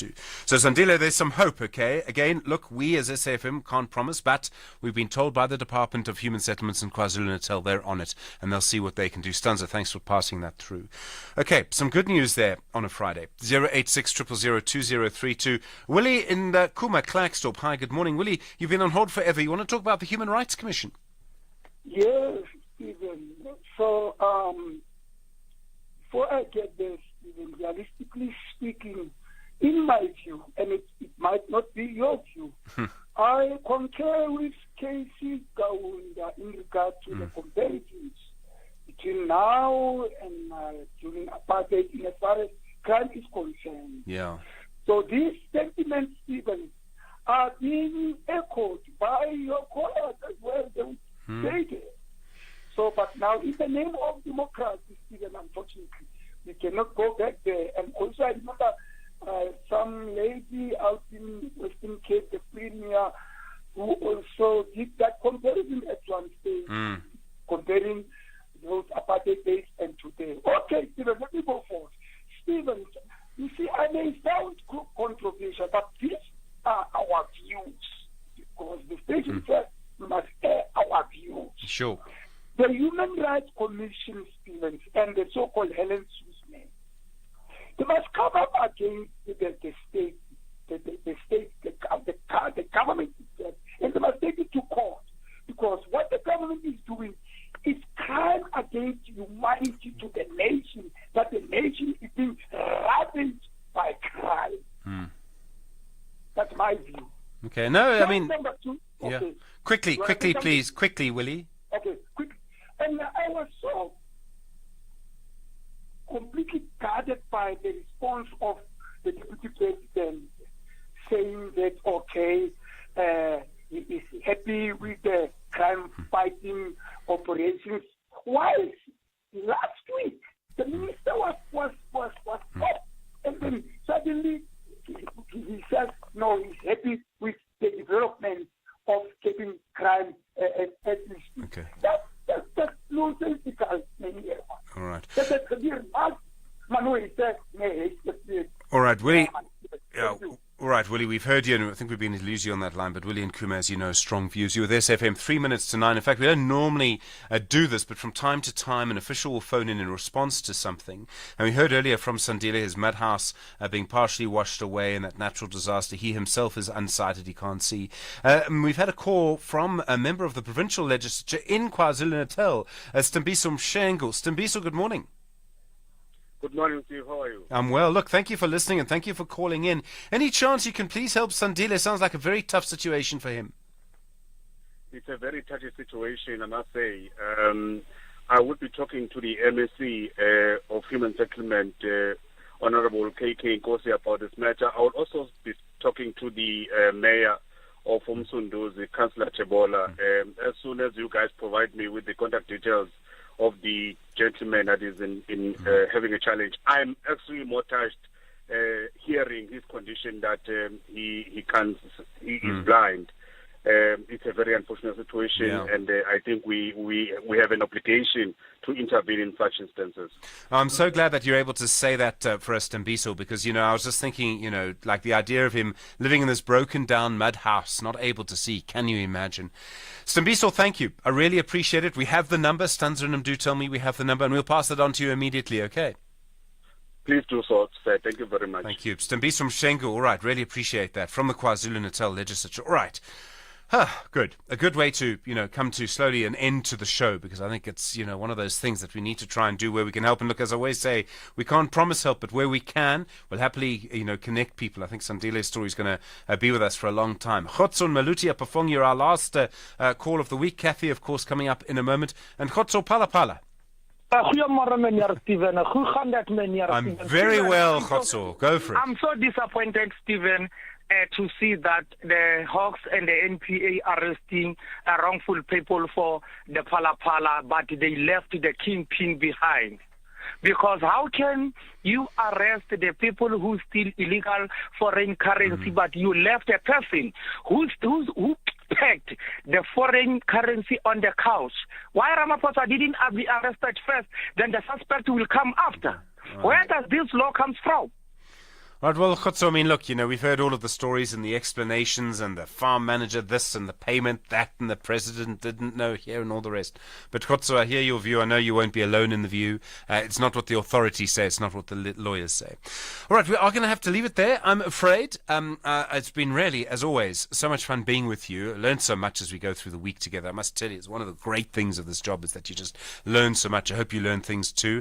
Sandile, I think help is coming your way. I really hope so, and I'm optimistic that there'll be some change over the next couple of weeks to your circumstances. And thank you for listening. Really, really appreciate it. From Mdup, Stanza Zilma, Kathy is next. We'll see you on Monday. You with SFM leading the conversation. Do you know what? It's Friday and it's 9 o'clock. Independent and impartial. This is SAFM News. In our top stories, children in the Eastern Cape face severe acute malnutrition, and Gauteng Education Department launches probe at special needs school. Good morning. The South African Human Rights Commission says from 2021 to 2022, 120 children in the Eastern Cape died